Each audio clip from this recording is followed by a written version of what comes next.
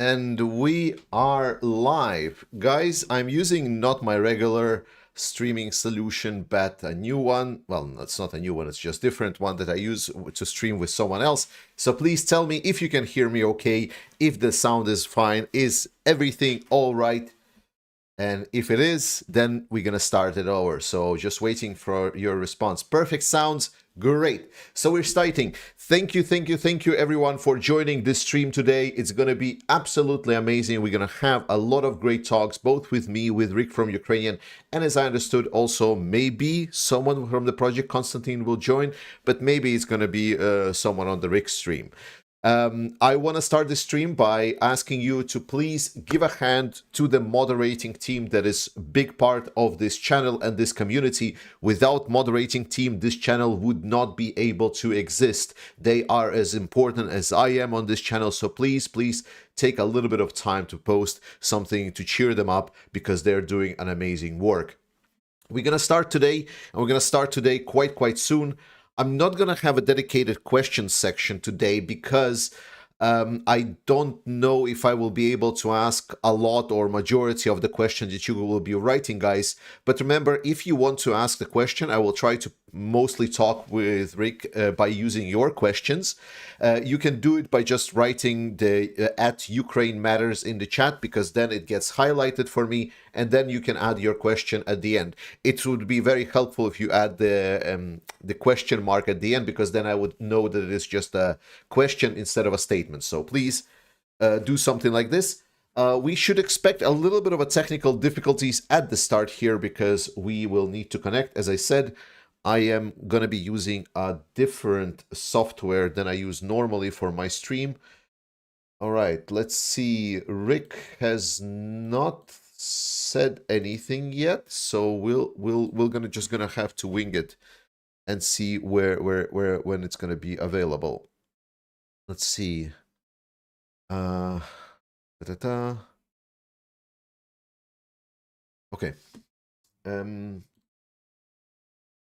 I'm kind of monitoring Rick's stream, so it's unclear if he wants us there yet.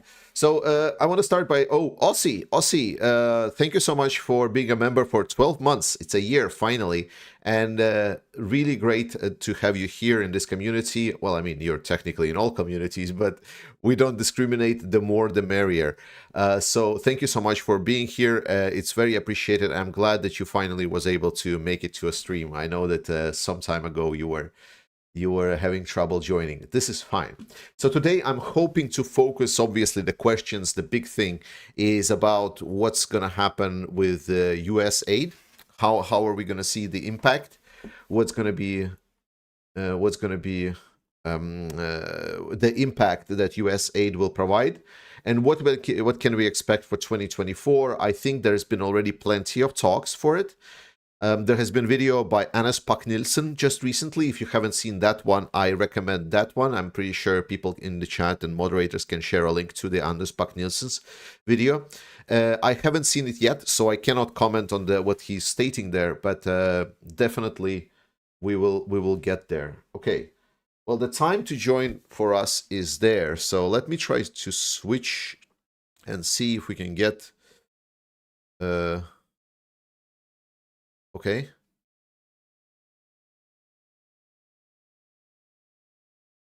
I am... There is Halina.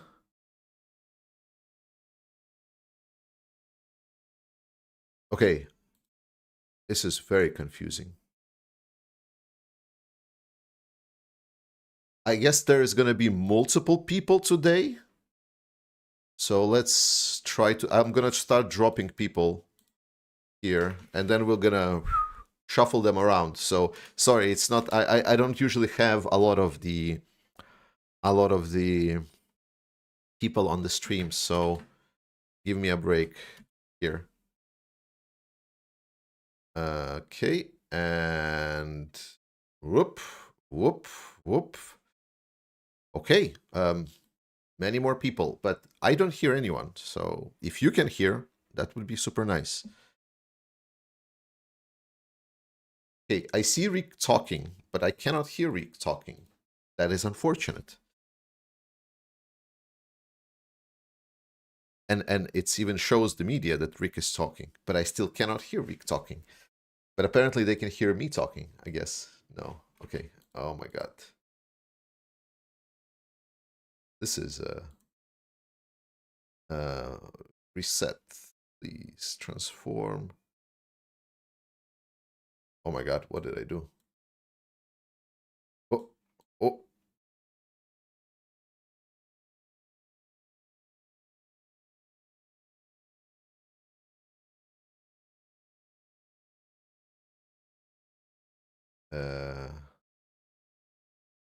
No.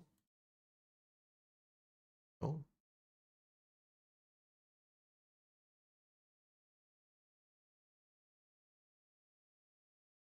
No. As I said, we're going to experience some technical troubles here, so bear with me here. Okay, I was able to get myself, Rick, and I guess Halina, but I cannot hear you guys.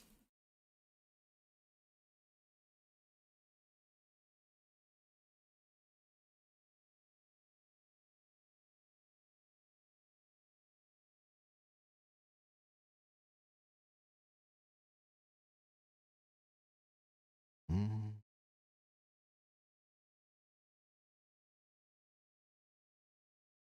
Can it be because I got muted system? No. I'm gonna put Rick on his YouTube channel to hear what he's speaking, because maybe he's speaking to me. For 5? Yeah, for 5. Okay, Georgie will hear it with a delay, but anyway, Georgie, yes, I need you to maybe try to reconnect to us. I can hear you now. I already helped. Oh, can you can hear me? Yes, I do. Awesome. It's because yes, and I guess Halina, because that was her subscribed. Yes, I can hear you. My stream Awesome. right now is a mess, so I hope your day is going better than mine. That's okay, man. I have mess here all the time. It's a good day. What, like, besides the stream, is your day better than stream? Never had a bad day in my life, so. Oh, awesome. Glad to hear. That's an awesome attitude. Sorry, forgetting my English. Not mine, but okay, guys. Now you can see everyone and hear everyone. And yeah, Georgie, that's a bit of a surprise for you, but I had so much to do, so I forgot to tell you that it's not gonna be just you and me. There's gonna be Pete and Helena. Are you familiar with Project Constantine? Yes. Oh, Of course. it's really pleasure to hear. Yes, I have many good people recommending, and actually I wanted to reach out at some point. So I'm expecting that there's going to be a fourth person here, because it appeared on the streaming service. So I'm going to leave it blank. So on my stream, there's just going to be a Crimea instead of the person. But let's go with this. So I'm going to throw at you mostly what my chat said. So I'm going to have little to no agency in this stream and negotiations, because I promised the guys to talk with you and so on. So if you hear me yelling and asking questions, that's because my chat is very demanding. So and I'm pretty sure they would like to know more about Project Constantine as well, and what you guys are doing and everything. So we're gonna get to that as well. Yeah, awesome. Bridget bought 10 coffees. Hi, Rick. 1 ticket for the flag raffle. Please, our face is constant. So, Georgie, first thing I need to mention.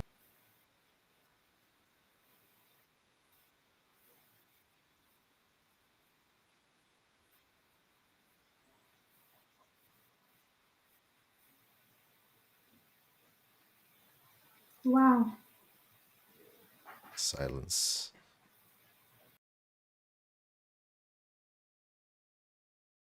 The battalion commander. Пові хижаки, plain predators, plain like prairies, you know, not like the plane with wings. So, yeah, this one is super cool with graphics of a fella on the flag. So you can guys take part in the raffle. It's as you want, by the way. So more tickets, more chances. Let me put it back up. Or not. Let me see. Georgie, can you please tell us something while I'm doing Something. that? I'm trying to solve the echo problem. Apparently, you guys are echoing like crazy, and people are getting like, whoa, like a 40D experiences right now in the chat. Oh, shit.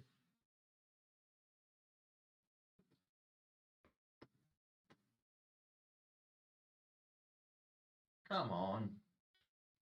Rick, what are you trying to understand how flags work, or you need help with that? Okay. I'll try Alina not to had breeze to echo not on drop her it. mic. Okay, I'm back. Helena, can you say something? Now we don't hear you, so problem solved. There we go. No Awesome. sound, no echo. And Pete dropped off. Pete has a bad internet, so this stream is gonna be a mess, guys. Don't worry about that. It's a lovely mess. It's a lovely mess. And most importantly, a mess for a good cause, because we're talking about Ukraine. What can be better to talk about than about how Ukraine is doing and how Ukraine can do better? And how we can help it. I'm pretty sure about this. But guys, I told you in my chat, please ask questions. Like, there's been a lot of complaints. What are you? Like, complaints about sound. Like, is this the first time for us to have complaints about sound?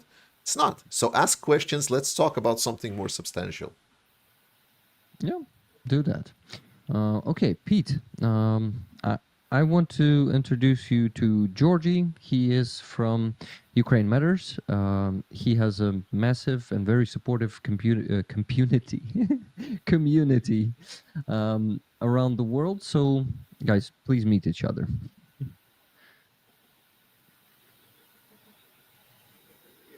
Probably you could not hear me or what? Just we can be with you. I think Pete dropped off. I think Pete dropped off. That's okay. We can actually ask Pete to turn off his camera and continue with just his voice. This maybe works.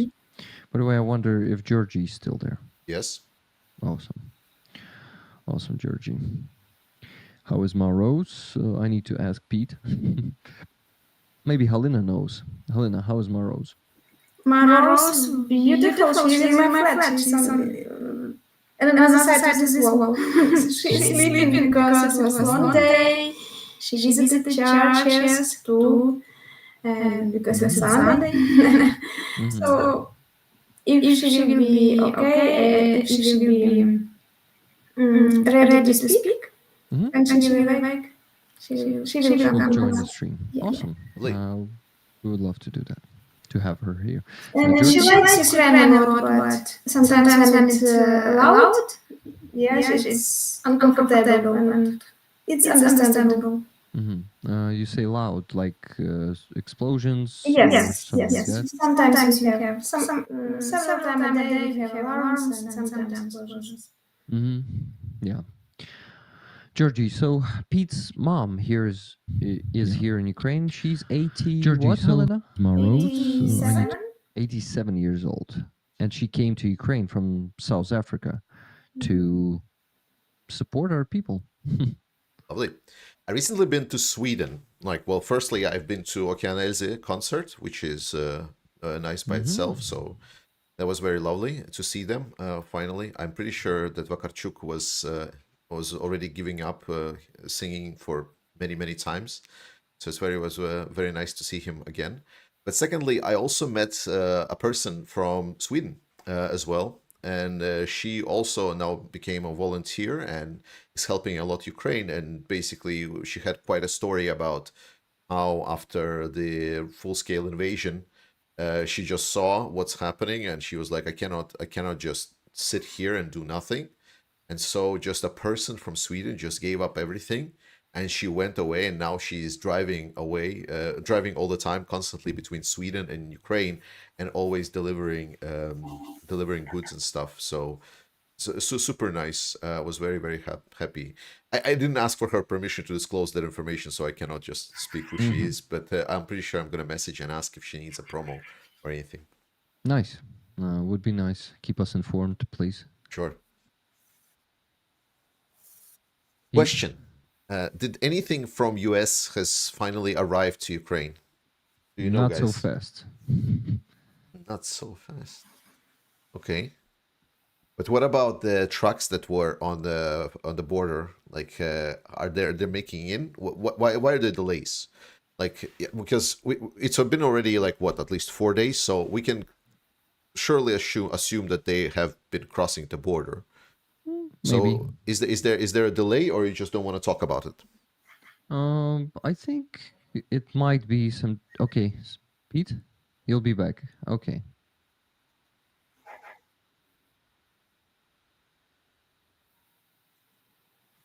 And Pete dropped off. Yeah, Pete was trying to put his Starlink higher today, like literally higher, so it won't be covered with the trees. I think he succeeded partially, as we can see it from his connection.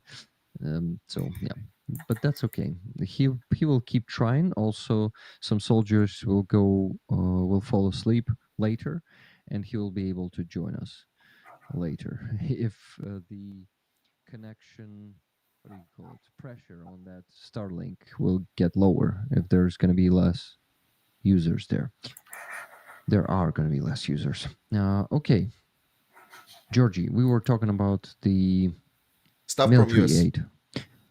So you've seen the trucks from some videos?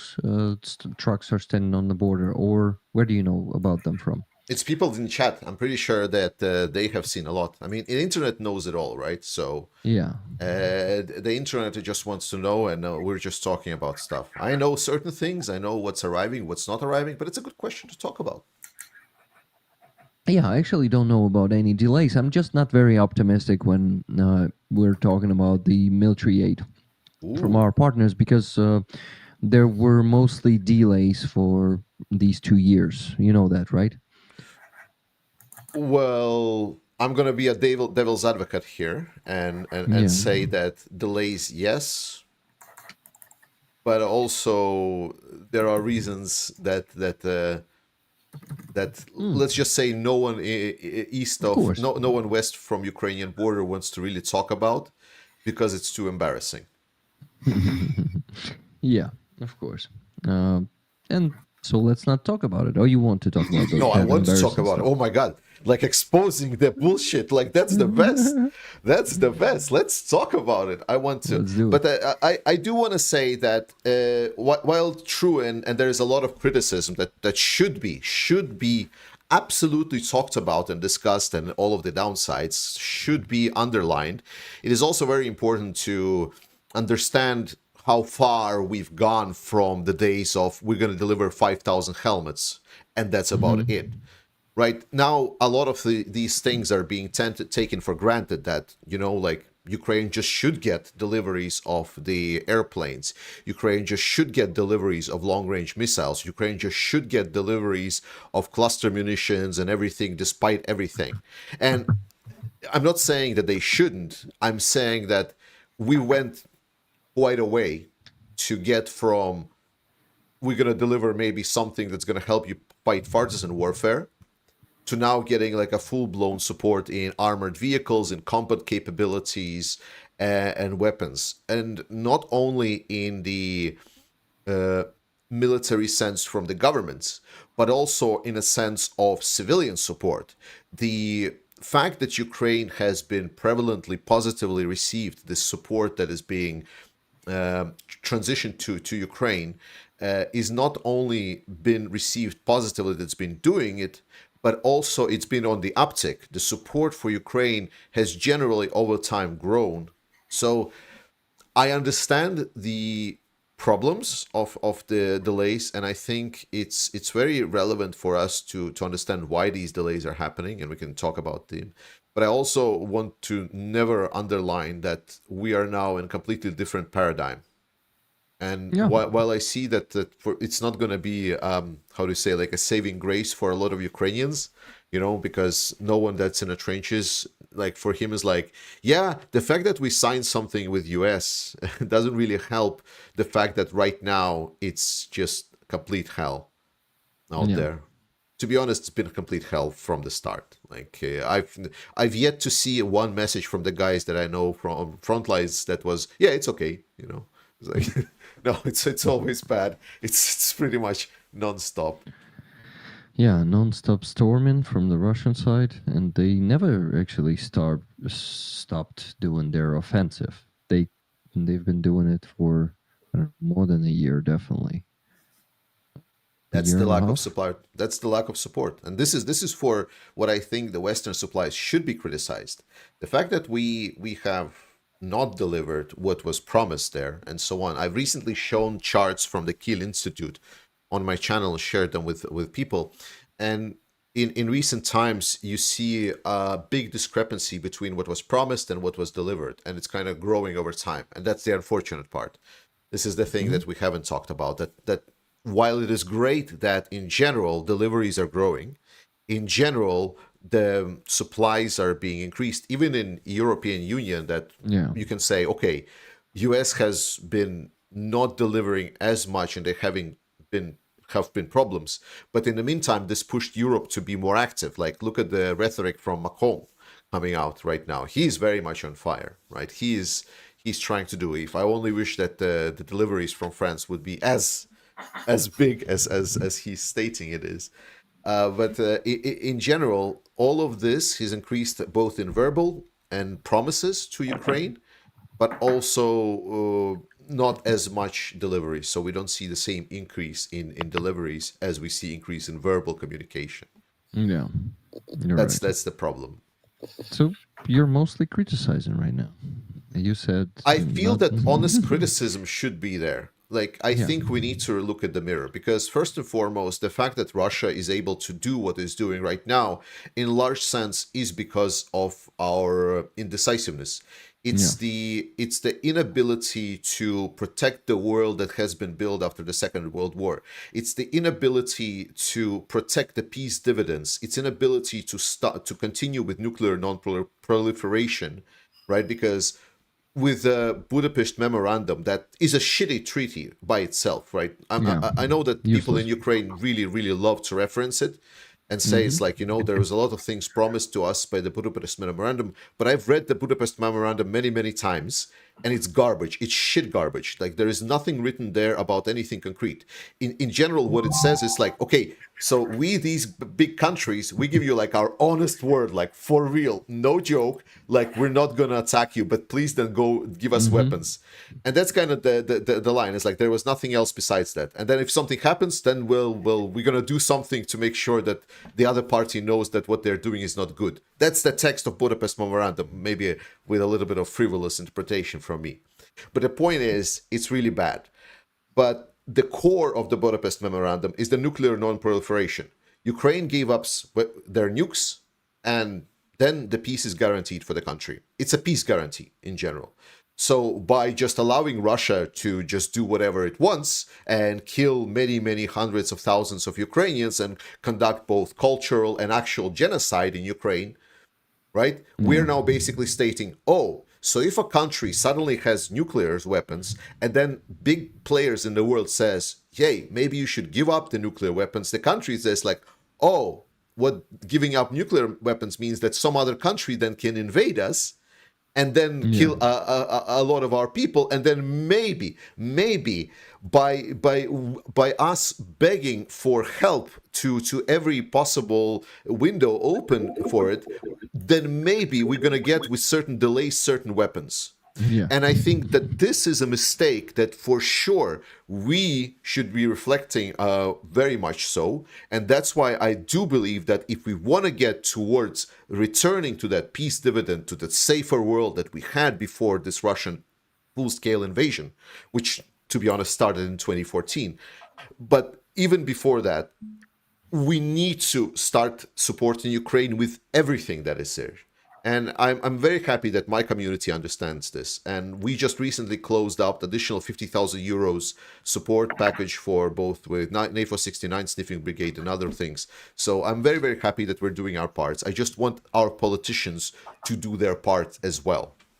Great job, guys. May I please ask you to help with our NATO truck fundraiser because it's stuck. We're at 47% and being raising it for a month now. So if you guys will be so kind and help us, because right now rollers, we're also having some other fundraisers here on the channel every week, and that is like a side fundraiser for us. But we've been managing to close those in a month, even with that. But this time, we're not getting there that fast. So what do you think, Georgie? Will you be able to help I mean, us with you're that? welcome to share the links with the stream. That's the whole point of the collab stream, right?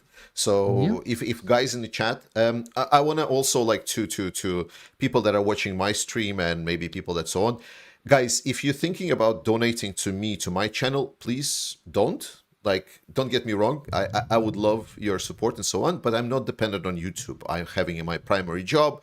I'm well supporting, like I'm having a good career, but that's unfortunately is why I cannot release more videos and more content as you like. But that gives the other opportunities. Because I'm not dependent on support, I want to, every time you think about donating to my channel or anything, please stop. Instead, follow the links that are now Rick is giving or some other fundraisers just to get that money to Ukraine. I don't need support as much. But if you do have something left over, sure. Thank you very much, man. And I've sent you the link in Discord. Can you please put it in the description of your stream? Yes. Thanks, man. Will do.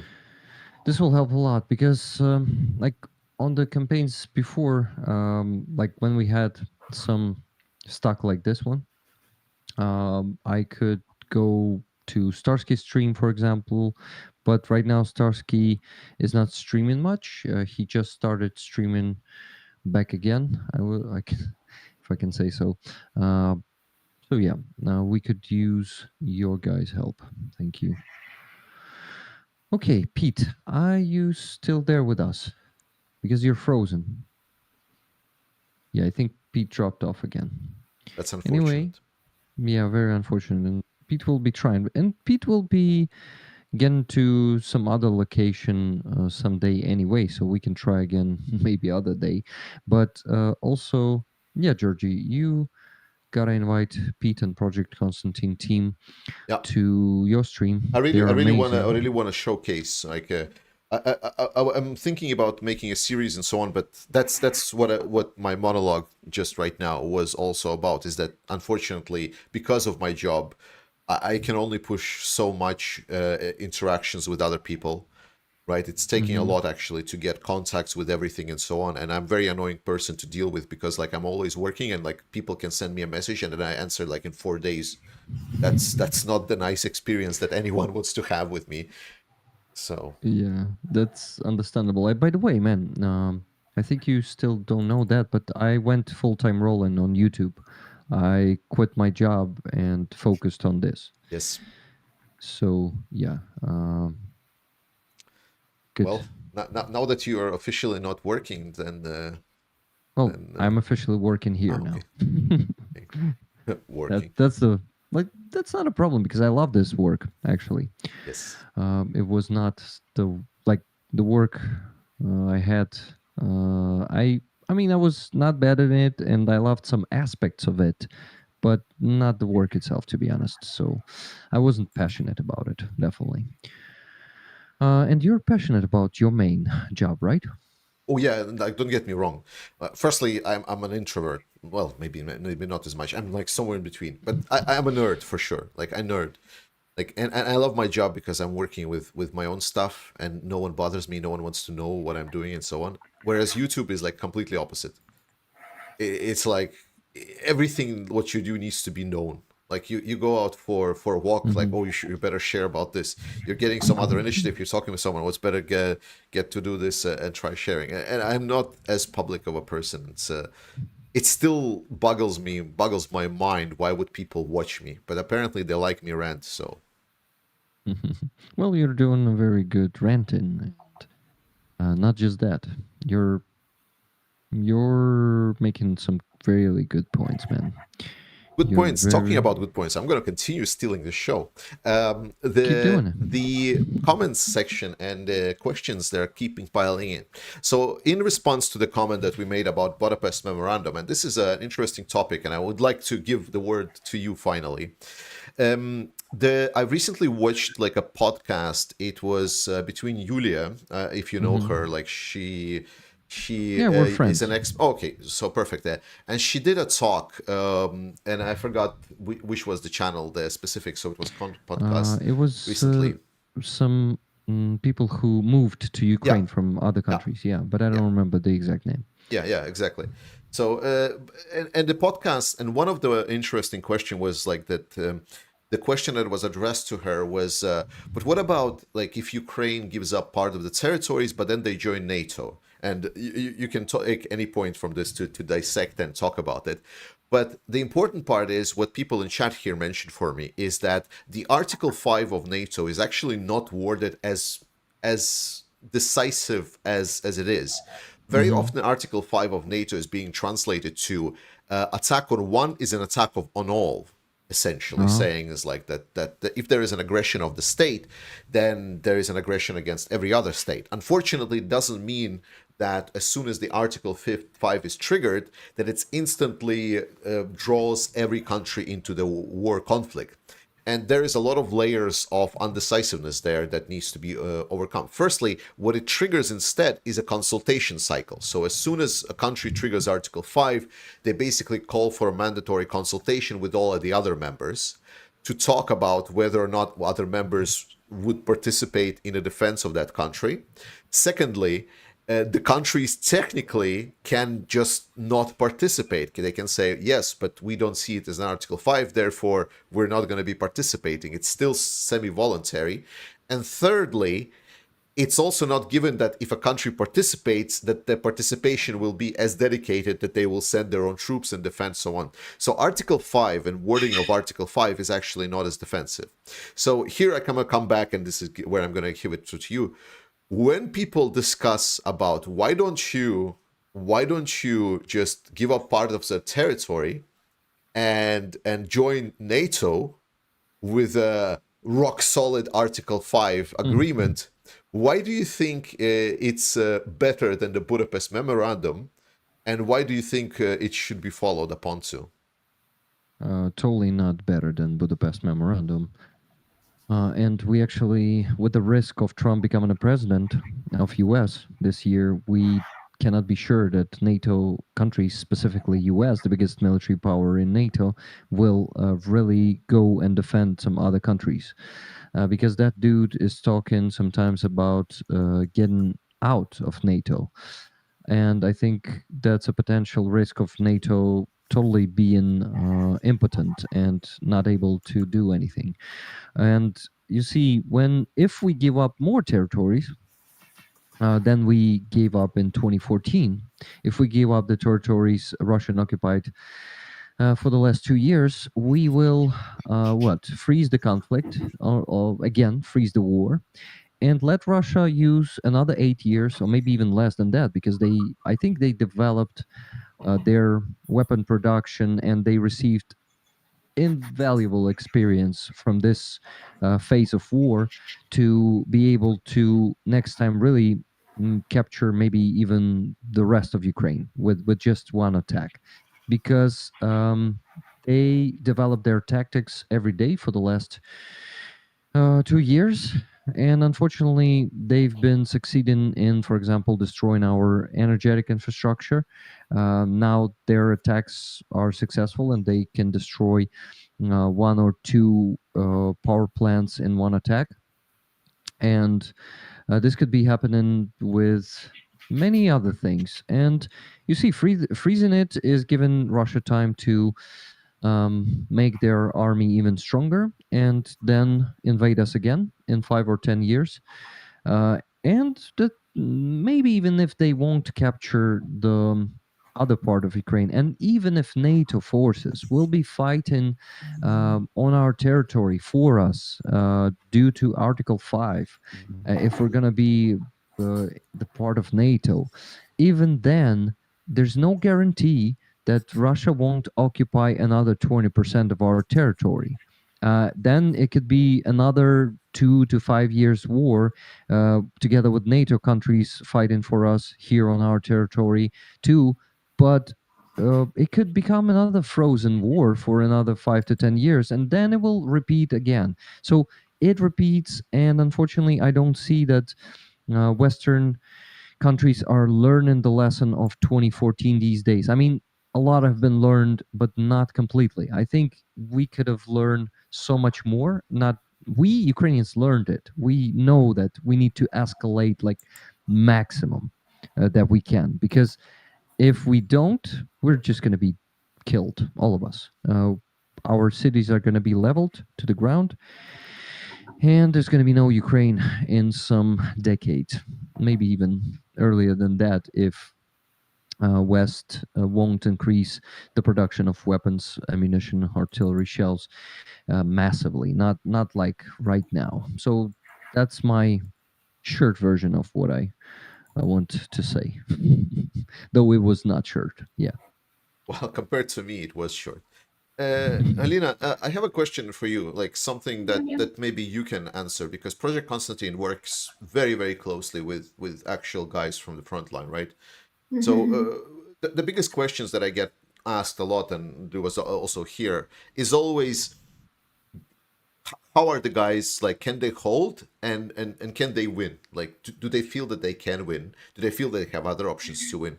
And I know that this question has been repeated many, many times, and so on. But what's your answer to that? During this year, I remember such moments when I was hearing from them, "Oh, all will be okay. Don't worry, we will win." But mostly no, because it's not only about weapons. It's about peoples. We see that Ukrainians, at least all Ukrainians, are very tired. And if civilians are tired, you can increase this in 100 to understand how tired are soldiers. Sometimes news can change the situation for days, but attitude between soldiers and soldier commanders can be different, and attitude that we see in news to Ukraine, at least as to country, is different. So that's why days are different, and answers from soldiers when it will stop it are very different. Last year we have some kind of hopeless, but in another hand, all understand that we can't stop. So it's like a conflict in deep in us. Will stop or not will stop, but we know that nobody will go home from Frontline. There has been recently a new mobilization law signed. Well, I obviously know what it's about. I read it, but what's the perspective in Ukraine for it? Like, because it's made like a news cycle, that the mobilization law, but does it mean that the mobilization is going to be increased, decreased? Like, could you talk about that and how it's perceived in Ukraine as well? Mobilization wasn't stopped, no, for one day. We see that in our streets that is going on. Mobilization, I don't know English word. That's okay. They are working day by day and sometimes in night. So we can't say that it was stopped for months or some days. And new statement of law maybe change some opportunities and be share more kind type of who can be involved in army, but it's like some changes, little changes, not some huge step. We see this, like that.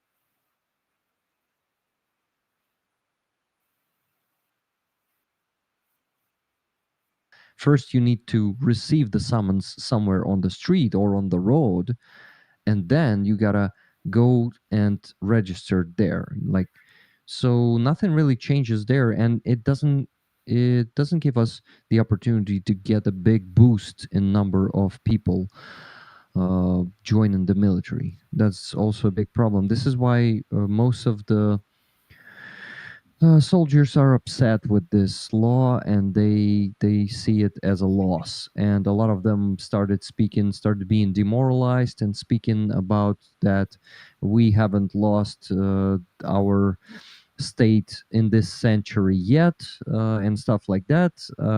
This is also demoralizing civilians, but I'm trying to keep my spirits high. Wow. What's the dog's name? Bonya. Bonya. Ah, I remember.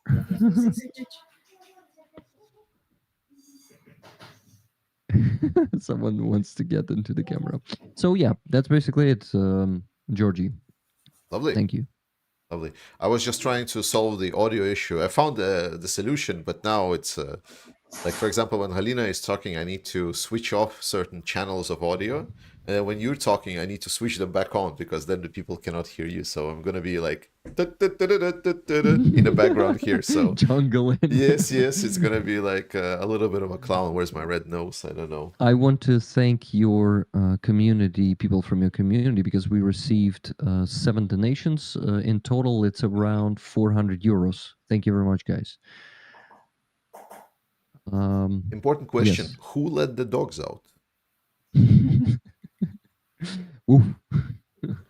Right. Guys, remember, if you want to ask me a question, also in Rick, the Ukrainians channel as well, just write @Ukraine Matters, and it will highlight for me, and then if I read it and I will be able to talk, which I usually can, you can just call me in. I can add about the new donations from USA and attitude to this. It's a part of question how our soldiers feel themselves. I was in stream and I was looking for every like little moment in USA when this new donation was approved to us. But the next day, when I come to my friends, to volunteers in their place where many volunteers are, and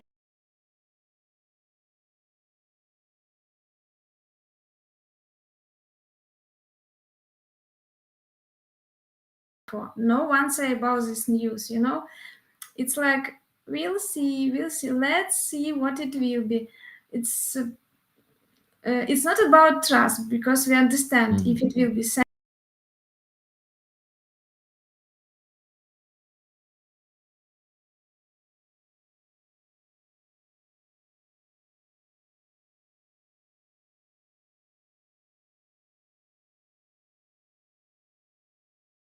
And will we understand how to use it against Russians? It's like a long way toward.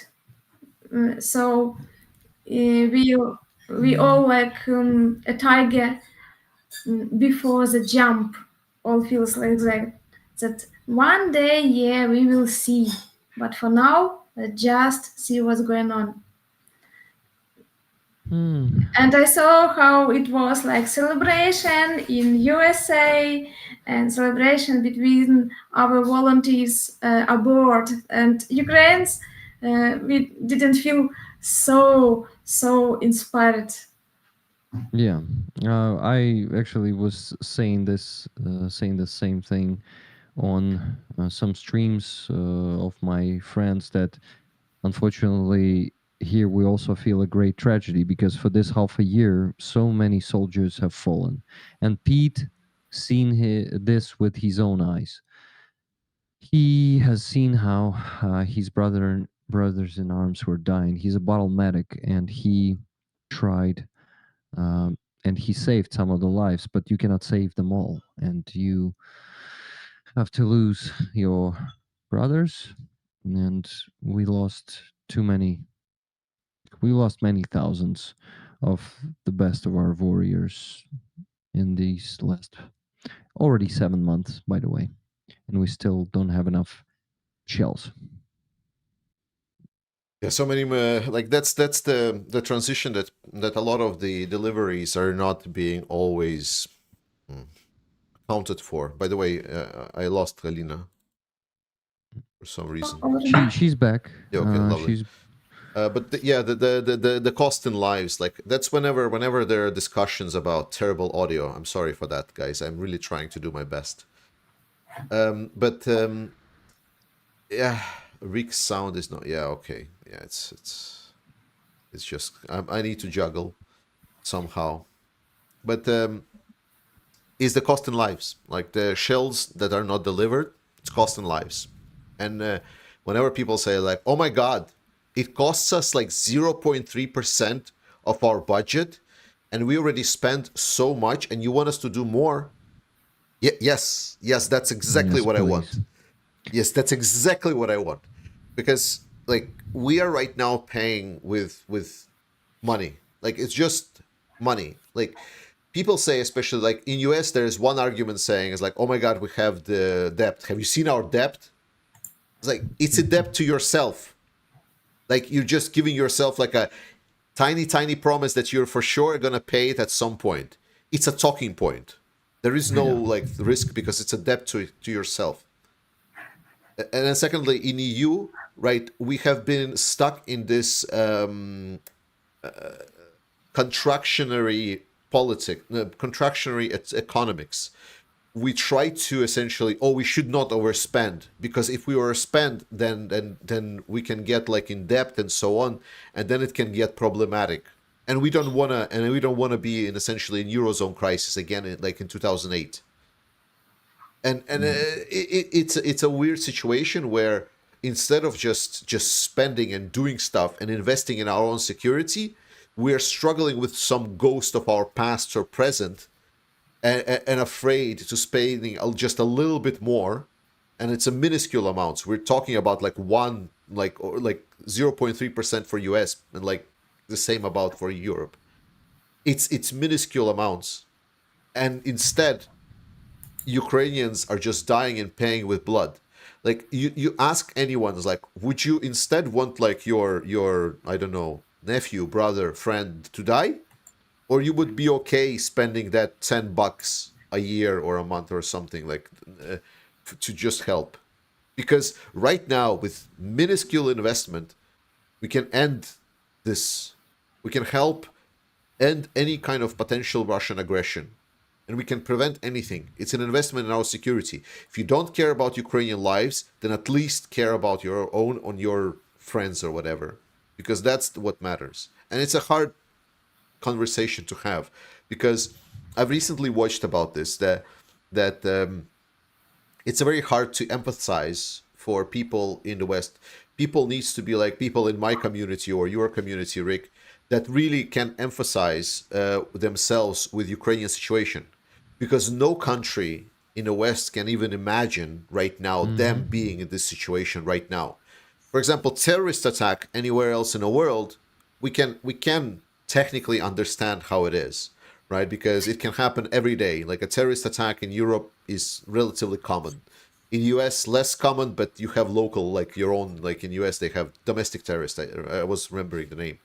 So terrorist attacks, everyone can emphasize with, but a full-scale invasion by a bigger power that you are fighting like 10-1 against, that's not anything that like a regular person can even consider in their daily lives. And that's the challenge that we need to overcome. And I'm very grateful that majority, absolute dominant majority in my community understands this. And if anything, that the delayed US help goes by, but it did pass the House with overwhelming 73% and the Senate with over 80% majority. So at least if we take politician representatives for something, there is an understanding that the help to Ukraine is really relevant. Oh, I wanted to ask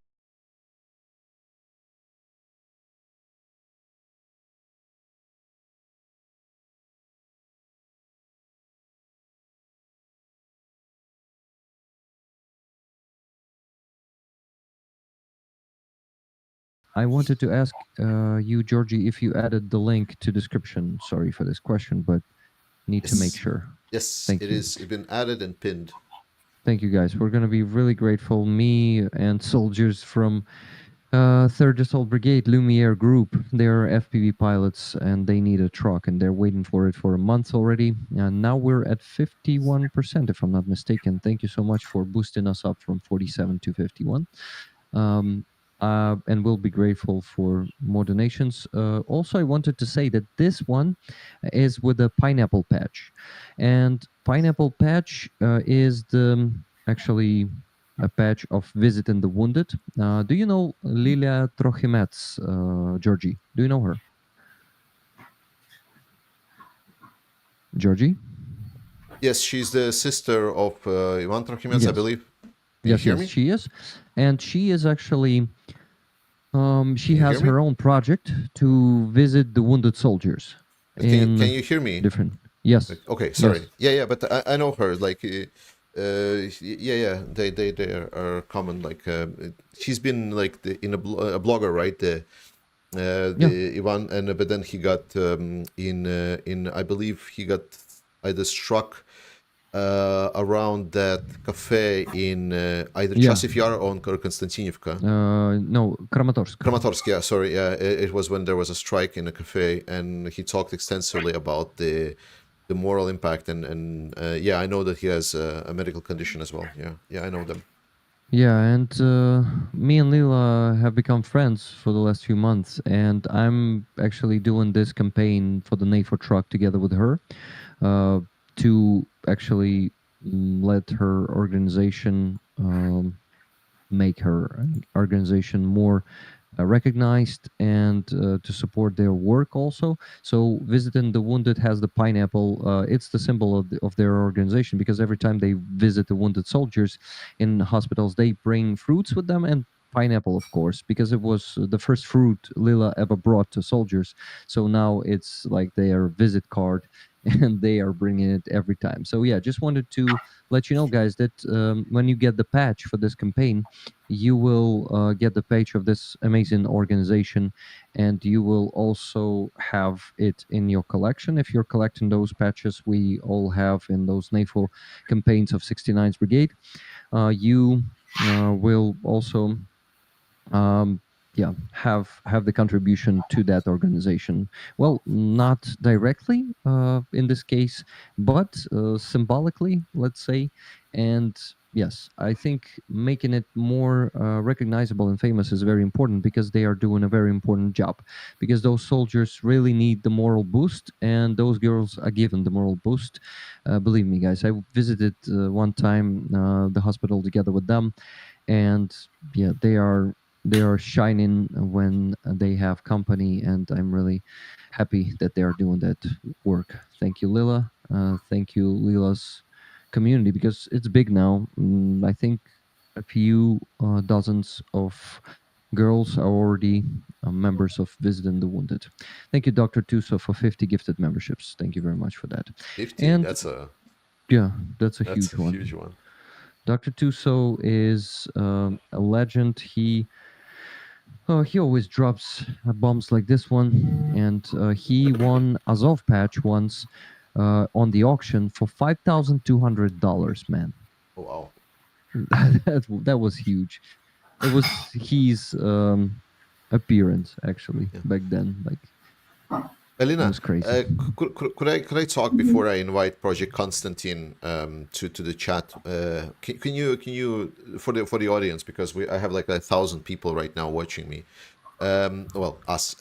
Could you give a couple of words about what Project Constantine is? Because I think I should have started off with this, just introducing ourselves. Because for me, Project Constantine is like, I just interact with it daily, but some people might not know. Just a couple of words on what you do. Project Constantine was started like humanitarian aid for charity, but as most of volunteers who are touching to Frontline, when support became less, Peter and his team were decided to be in touch with Frontline, with soldiers, more than with civilians, because I understand that if we will help to military, to soldiers, we will be ally, and it will be not necessary to bring so much aid to civilians, because civilians will live in their houses, you know. We see that for now it's a usual situation that mostly people try to help to soldiers. And half year ago, Peter has a contract with military, with the CEU, and Can you share what brigade? Sorry for interrupting you. yeah, it was 67 brigade. 67s. Yeah, and it gives to us more understanding what needs military has and have. And for now, we bring supply, we deliver supply, and also Pete is member of Medivac team, Kazavac team. And year and 2 months ago, Pete and Tanya, they opened charity project Constantine and registered it. And from that time, we do these 2 jobs, like Gazavac team and like medical and technical supply for militaries. We try to spend more our supply to one brigade. It shows a better result when one charity for one brigade, or like to have this straight way. But last month we do also for another brigades. We deliver medical supply to another brigades, because we were in rotation. Sometime it wasn't so hot need, but I think 6 weeks ago we also were in Chasiv Yar. It was hot time, and Peter was there like a medic, a combat medic.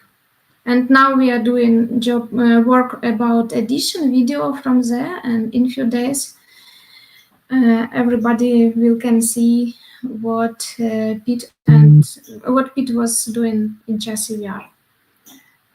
Today I was helped to Jana, our online director, to edit this video, and horrible colors, horrible pictures as a. But people have to know, people have to understand what is going on from inside of military job. Thank you. Want to give a shout out to Dr. Tuso once again for dropping 100 more memberships there. That's crazy. 150 in a minute or two. Also, I want to mention one donation from Sir Garrick and his wife with a comment to Halina, because Georgie's is here. 102 bucks and 45 cents. Sir Garrick, please specify in the chat do you mean Halina from Project Constantine or my Halina, because we have 2 Halinas. Halina is my friend who is actually assembling medkits for the army, for the soldiers there. They give her direct requests. So just please specify, is this for Project Constantine? By the way, guys, if you want to support Project Constantine, which I strongly call you to do, the link is in the description of this stream. They have their donor box fundraiser, and you can always go there and donate. It's in pounds, I think. Thank you. Georgie? Yes, I'm just having a couple of, like, firstly, I know Sir Garrick, he's an often visitor. Like, he did get a couple of questions on some of my streams, so hello, my friend. Secondly, I have like just a couple of messages saying from both Gally, Cockburn, donating to the stream. Thank you so much. Captain Copenhagen donating to the stream. Very nice seeing always. Adamantium mentioning, says Slava Azov, Norway loves you. I don't think we have any representative from Azov here, so We'll pass that it might on. be a reference. That might be a reference to the free Azov rallies I'm visiting every okay. Sunday.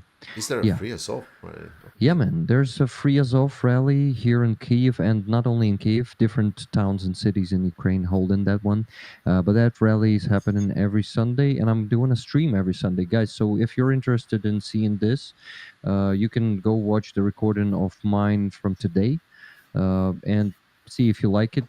Come to the streams every. Yeah, for US, it's a bit tough because it's 3 a.m. when we begin.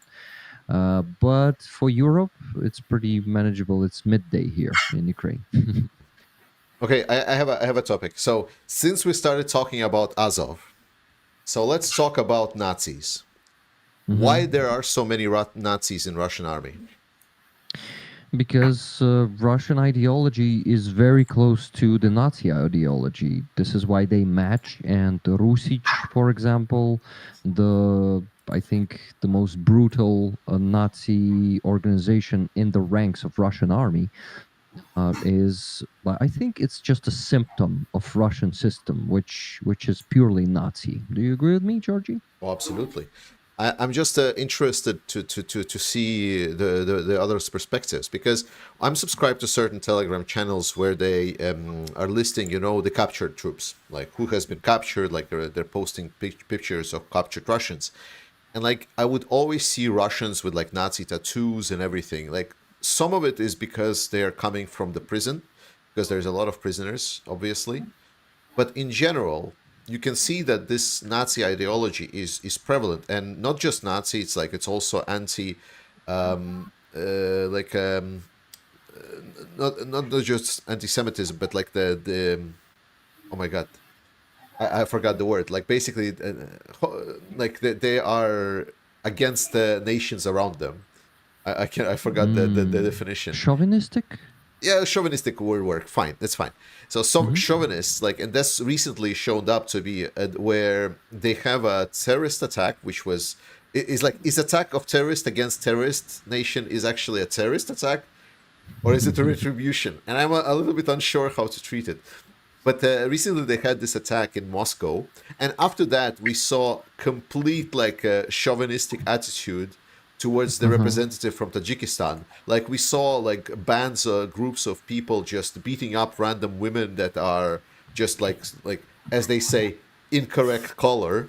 They to put it mildly. Xenophobic. Xenophobic, and That's the so word. xenophobic. Yeah, there we go. So xenophobic to that, because for them, like it wasn't just about the terrorist attack. It was just an excuse, because we see them sharing these views, and it's always interesting as you see this guy that is covered with like Nazi tattoos that says like "White Russia first" or something, and then he's like talking on camera and saying, "It's like, oh, like when we invaded Ukraine, no, like I didn't want to do anything," and like they're always having the most honest face and always like play dumb. Like, oh my god, how did I ended up here in these trenches? Like, must have been accident. Like one day I was walking, then I slipped, then I hit some kind of a brown guy on my way here, and then ended up in prison, and then suddenly started shooting at Ukrainians. I don't know how it happened. Like it's probably was nothing. And I'm just interested, like, why not on just like general level as a government, as a government, but also the people that are so often like very openly sympathizing with Nazi ideas. Maybe not the symbolism, though symbolism also, but at least like the ideas of Nazism, the nation, one nation under God, the God protects us and everything. Why? Why is that? Hard to say, because I think, you see, in Russian ideology, it is based on hatred, right? And there's a paradox there. When they were fighting Nazism during the World War II, but they were communists back then, and they were even maybe not a bigger tyranny during Stalin years, but maybe a matching one in terms of not valuing a human life at all. Like they killed millions of people in meat attacks and repressed millions of people, just killing them because they don't agree with their system. I think we can find answer somewhere in there, though I don't have a clear answer for you because it's a complex one. Do you have guesses also? No. I mean, I'm a Baltic, so if you believe the news reports, I was born a Nazi from the start. So even before Ukraine was Nazified, the seed of it was somewhere in the Baltics. So that's kind of what comes with the territory, I guess. But I have another good question here to Halina as well. So there has been issues with the GLSDB missiles that came in some time ago. Has there been issues with other weapons that has been donated from other countries, that has been donated to you, that you've tried purchasing? Like, has the situation changed? Like, maybe you did like some other helps and donations to the military. What are the certain things that were big hopes for, but they just didn't pay out? I would like to understand your question, but I didn't get it. Yeah. Can you translate me in Ukrainian? I'm not sure that it's a question to Halina because they actually provide medical supplies. Okay. Yeah. So the question was about weapons. But medical supplies as well. Like for example, the tourniquets. There has been a lot of issue with the tourniquets. Yeah, like, but has this been solved? Has it been improved? What's the situation with that?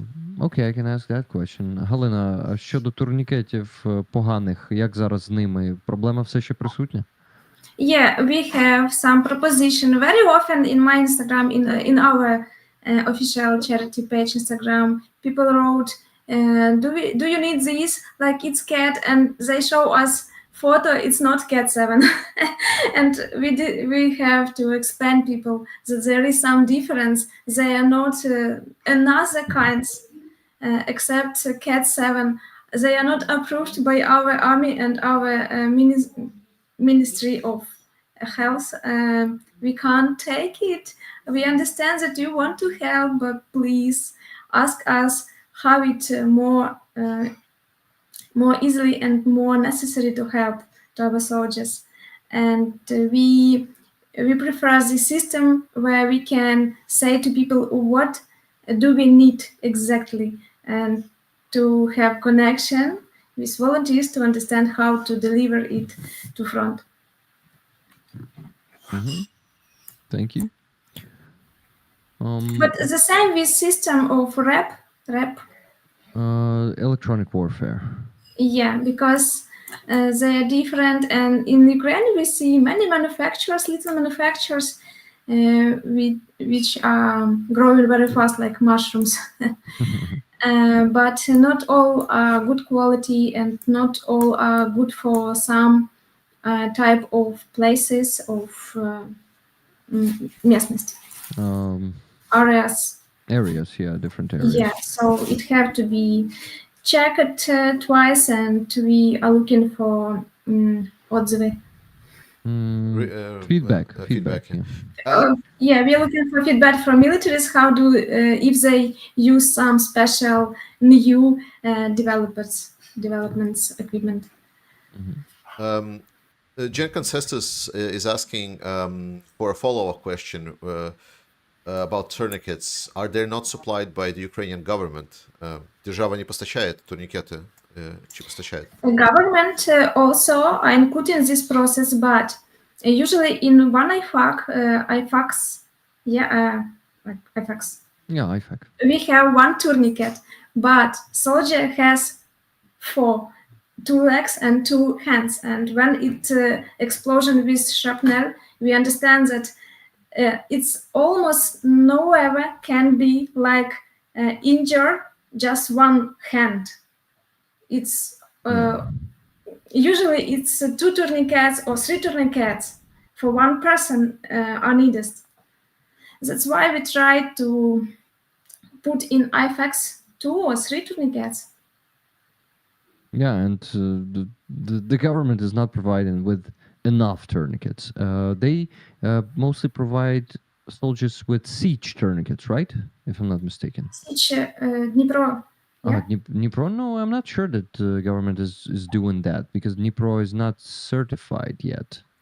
But Siege is certified. So I actually heard from the instructors when I was going through the Stop the Bleed course, they were saying that Siege is actually like official in our army. It's certified and it is, oh, is it certified? Siege is certified. Certified, yes, nice. So yeah, then it means that they've been supplied there. Just wanted to ask a quick question. Laura asked who won this flag on the previous raffle for it. Who put it back on the raffle? Guys, reminding you that you can win this amazing flag for $10 or more. One ticket costs $10. So Laura just sent $200.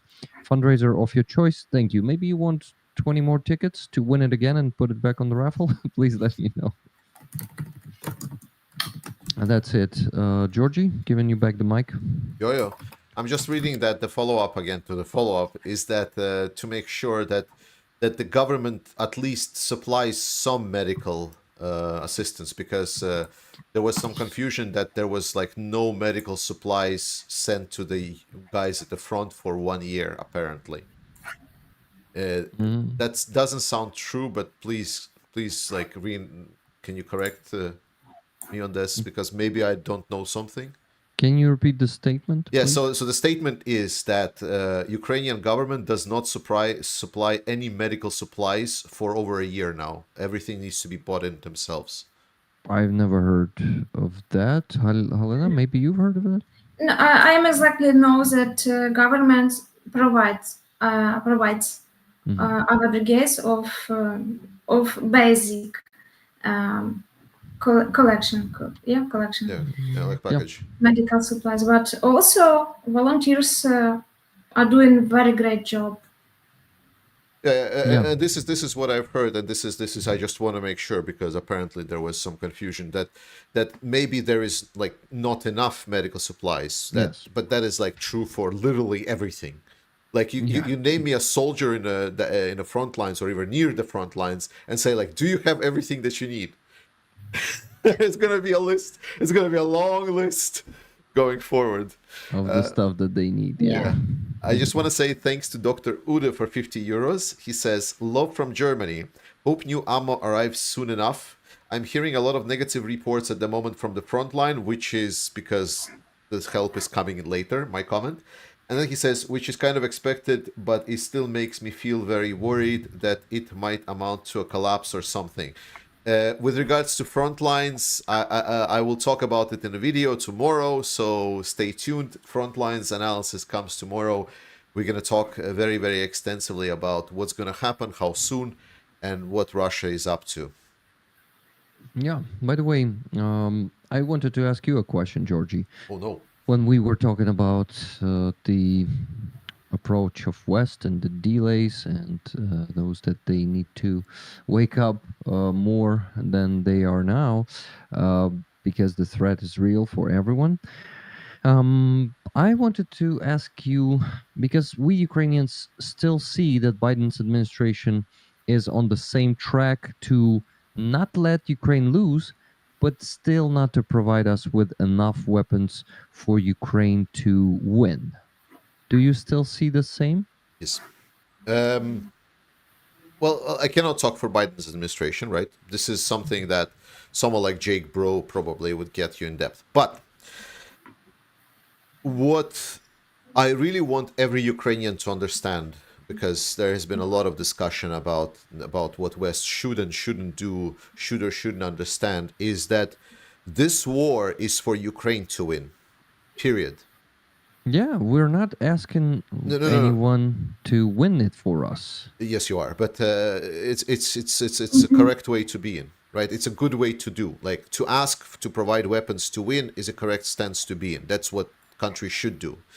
But I really want you all to understand that no one has the same kind of desire and purpose to win this war as Ukraine. Even the Baltic states, like, you can say that a lot of the reasons they're supporting it is because they understand that they're next, right?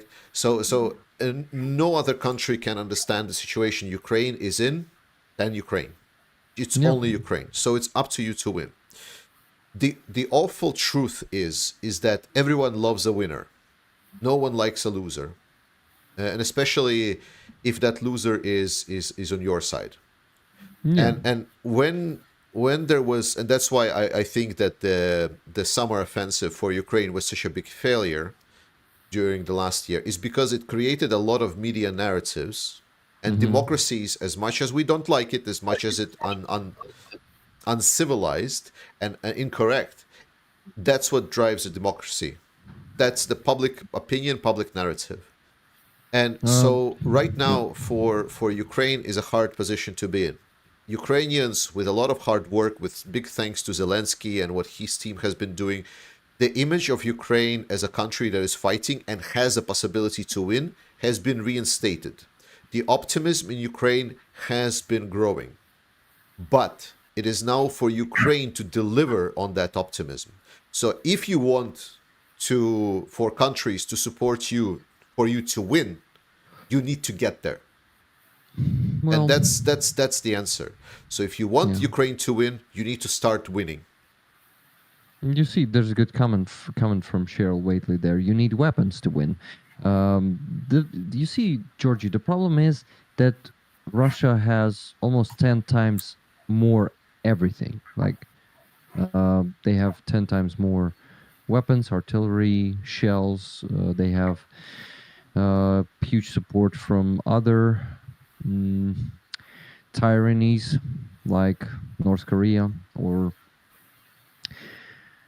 Iran and China, of course. China is getting more and more involved into this war on Russian side.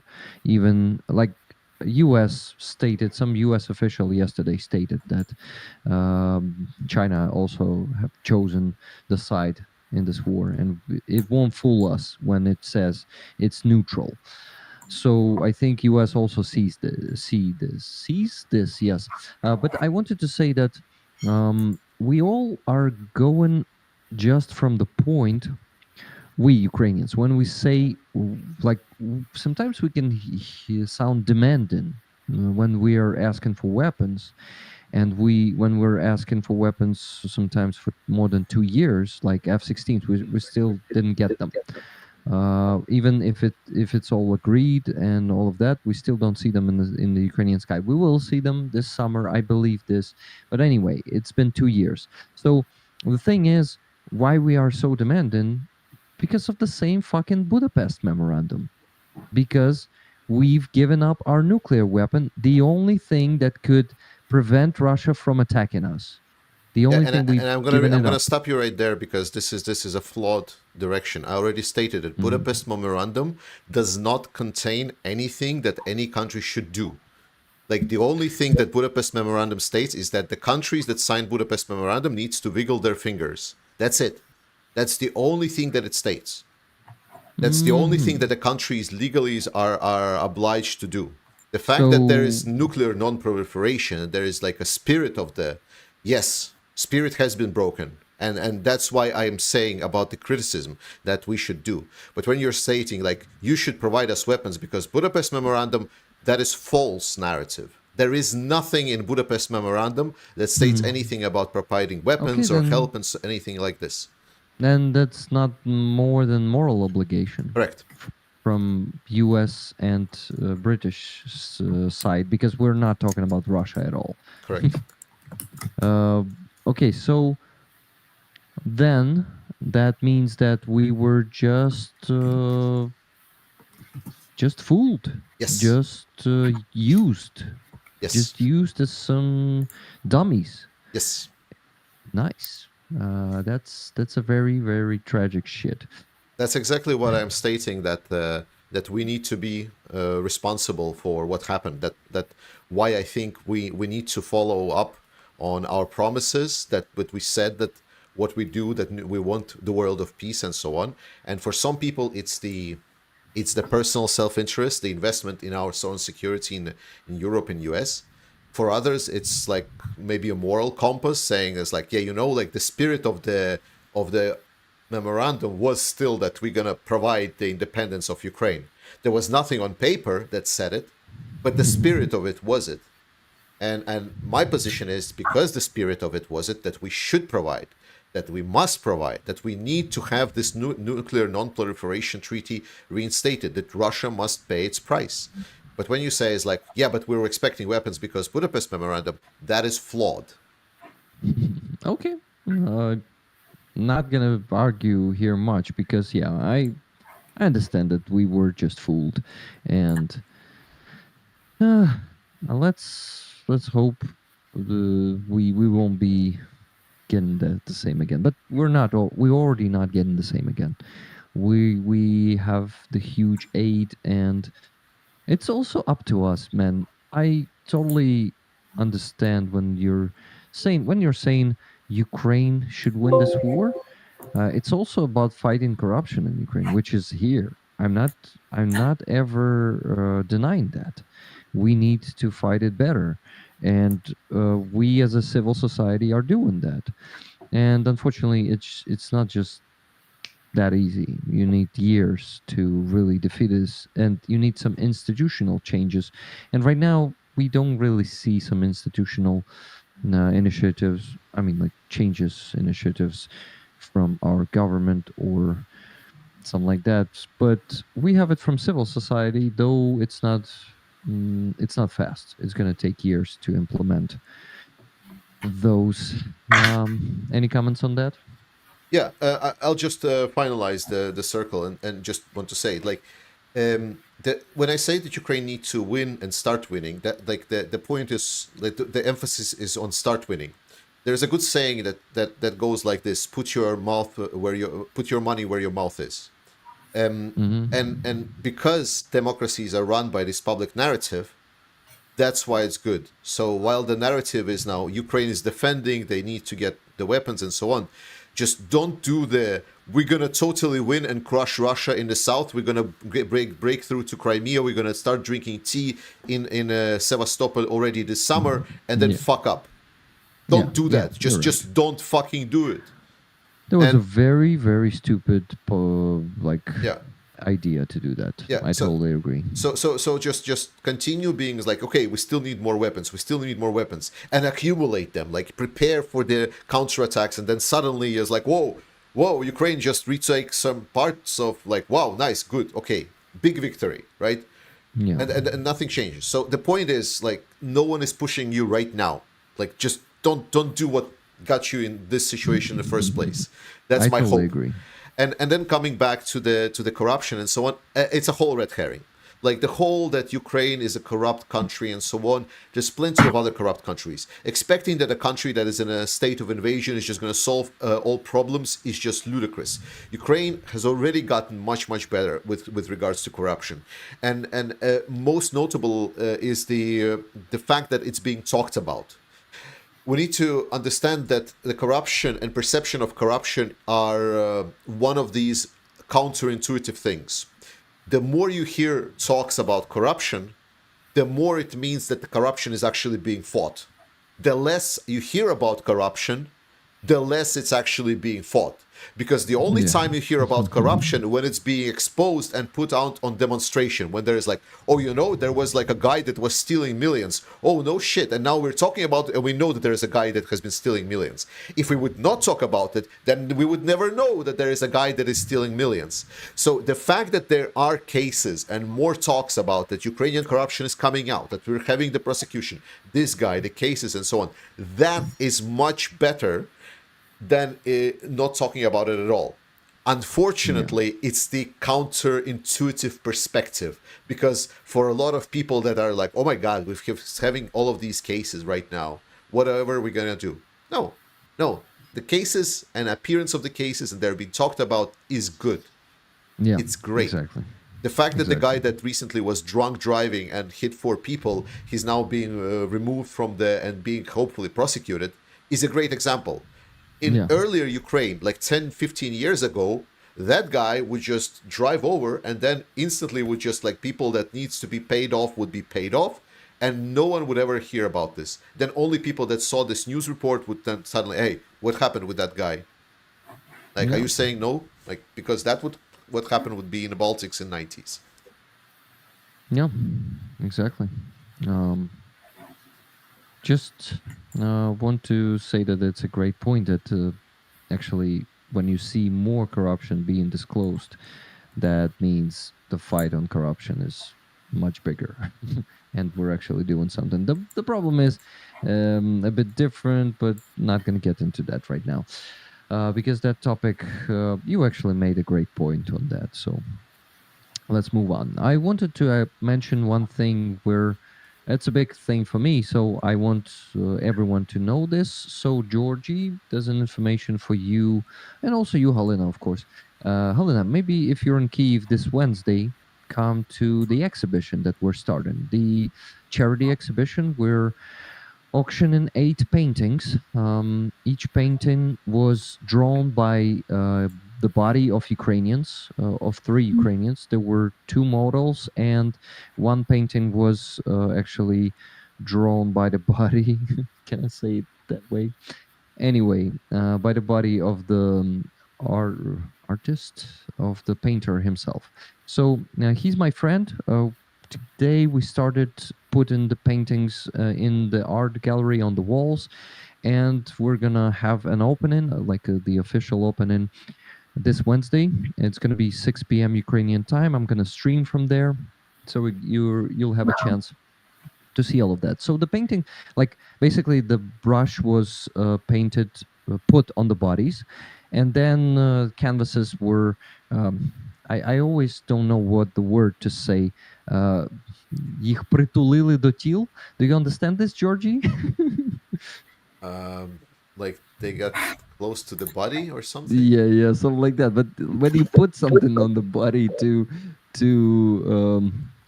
let the paint stay on the canvas.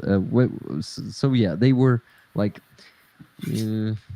there's a video, man. They made sweet love to the paintings. I don't know. Yeah, not that much, man. It's an art, not pornography. So hey, some art is pretty good. Like I am a connoisseur, so please. If you can show this page, their website for this project, the project is called The Body of Freedom. If you can show the page on your stream right now, I will be grateful to you. Will you? I am afraid to do anything with this setup, to be honest. Let me try. Do you have a link for this? I sent it to you on Discord just now. Discord, yeah. Let me see. I'll try. I can guarantee that you will disappear for sure. No problem. Let's there's see. a video there. There's a video there. Yeah, but by the way, if you have some kids there watching your stream, and you don't want the naked body, oh my God, it's so scary, to be seen. No, just it's covered in paint, but still, we need to. How do you say it? We need to inform people that if they're hiding a human body from their kids, they need to get their kids away from the screen right now. Get your kids and dogs away from the screen because we're gonna see some booba. What a haven't What booba? You haven't kids heard word. The word? Kids. Yeah, okay. Kids but word. I mean, I'm from Denmark, so here body is just a body. So yeah. So it's not a big deal, but that's Denmark, you know. It's not the same as in the US. US is a little bit more. How many of you served your country? And I don't just mean by paying your taxes, says Slobodan. That's a good question. Okay, so we're waiting for that. Yeah, I'm still trying to figure it out. It's weird. I think I did it. There we go. Awesome. Thank you. Now you're gonna disappear from my stream. Yeah. And now we're alone, guys. Okay, while Rick isn't watching, let's discover Booba. There we go. So I'm gonna play the video and you can enjoy, and I'm gonna drop out. Whoop. What takes me to...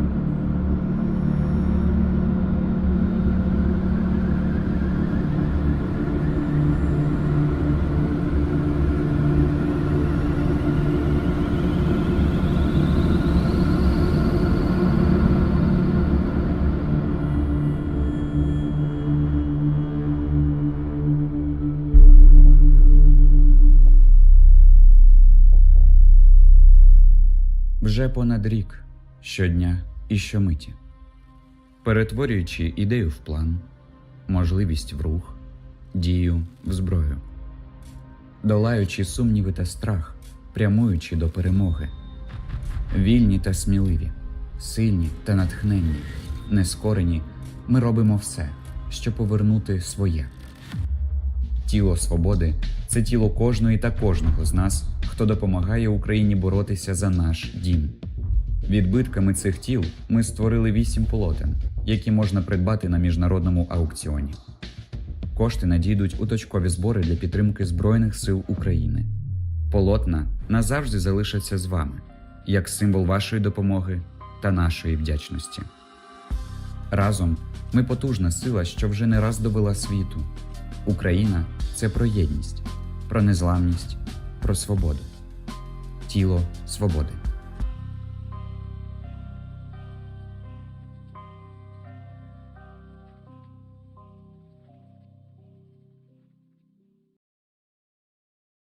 All right. Well, that was something.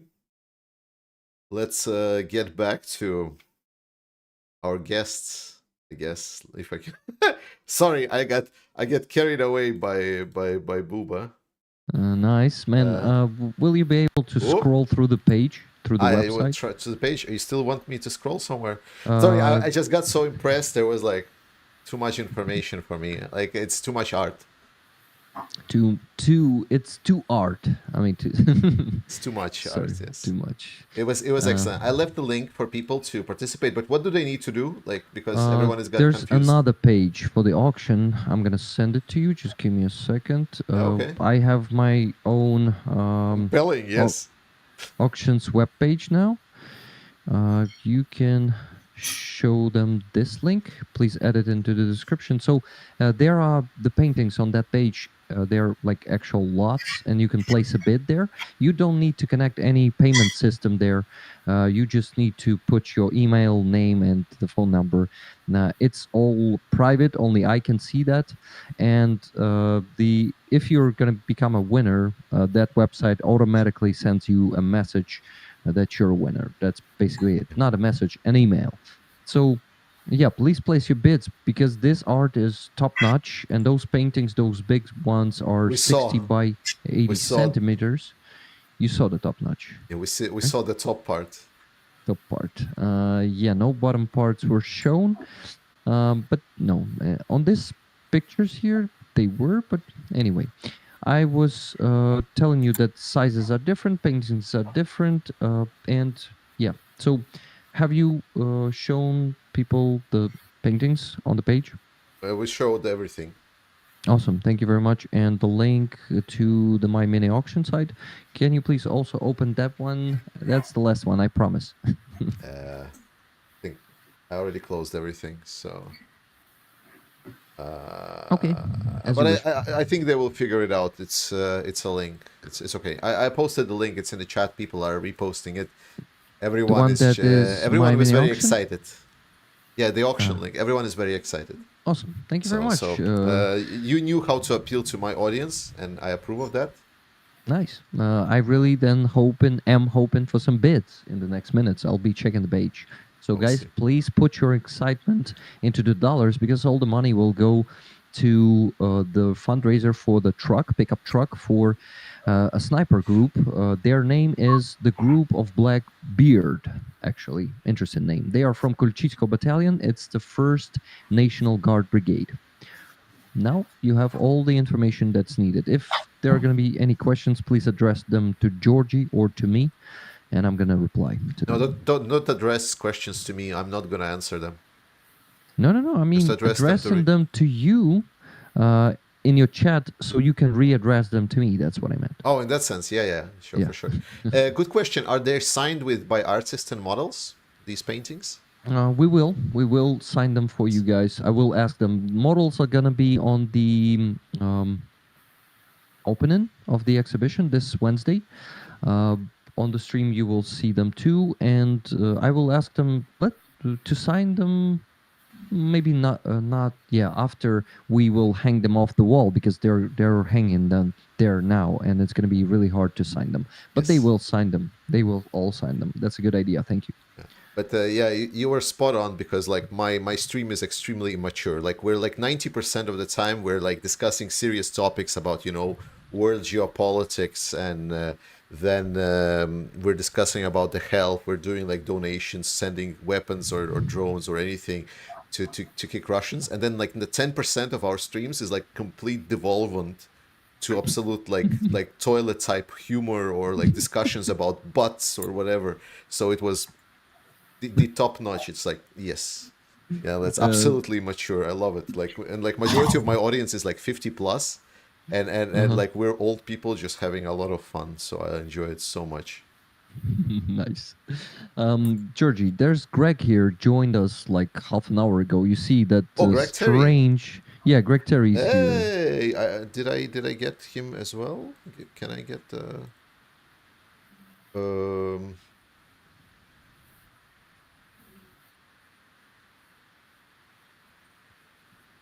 Greg?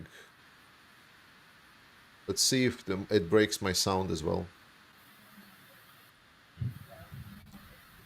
I'm not sure that Georgie was able to hear you. He said you was also breaking his sound. Okay, so I have Greg now on my stream, but I cannot hear him. Is it normal? Please speak to each other, guys. I also see like, is it a blanket?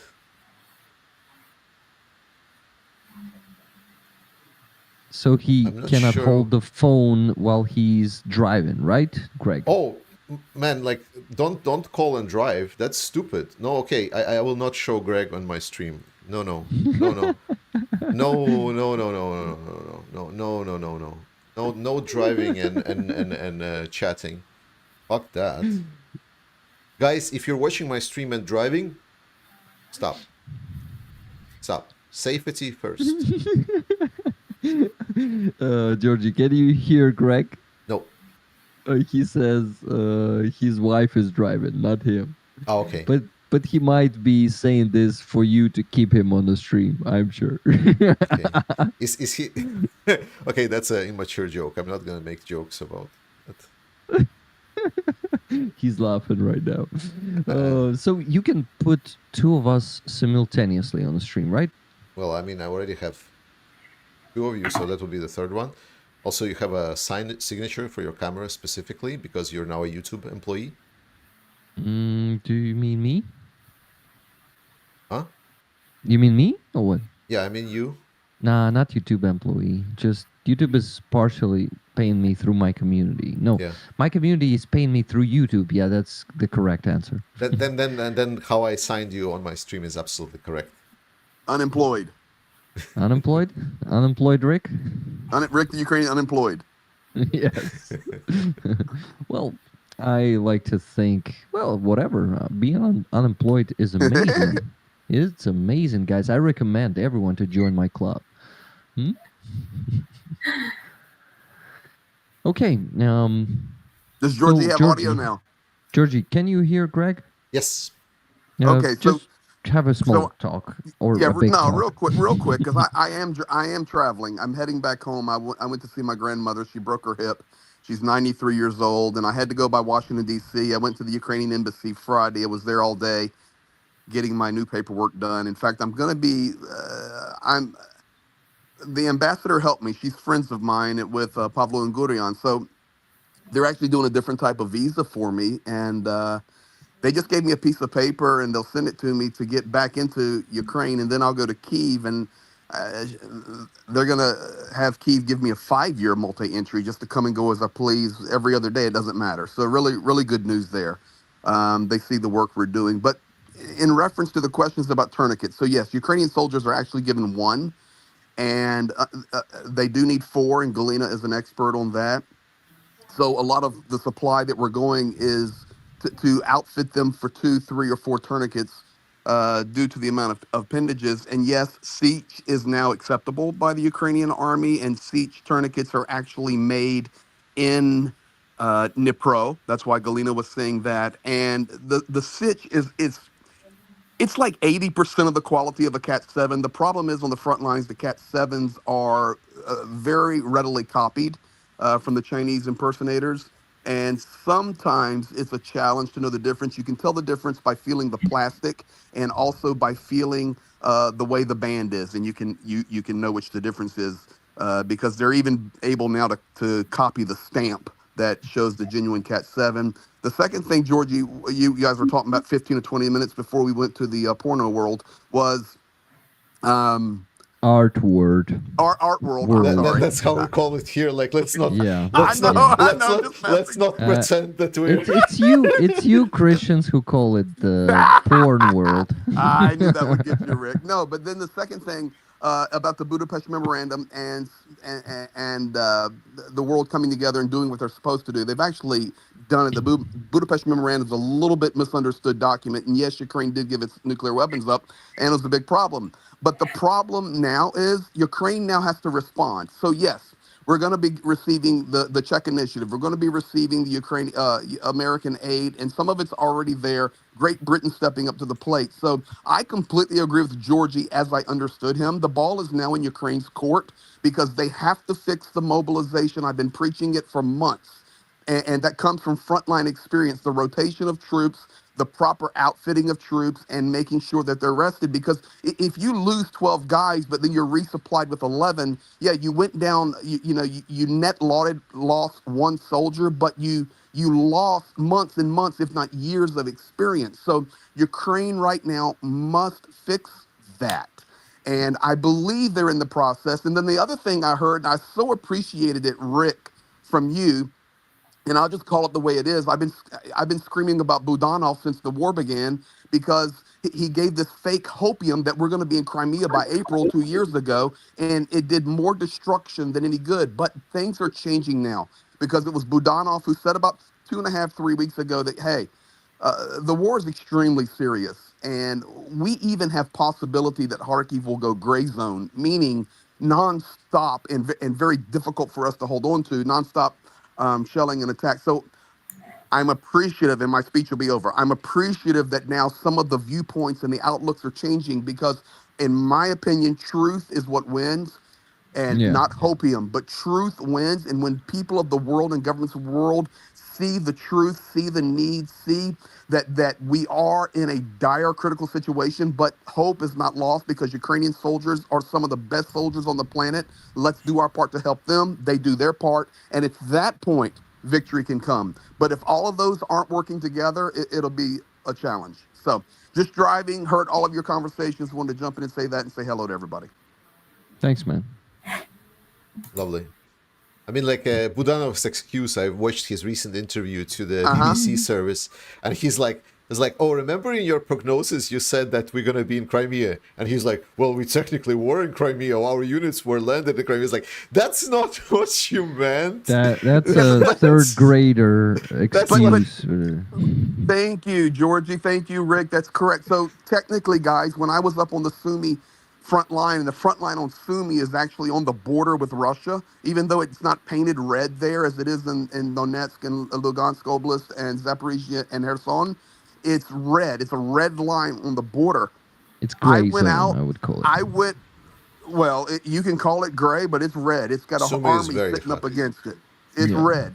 And I literally went on a night patrol. I can say it now because we're 6 weeks later. I went on the night patrol and I went into Russia.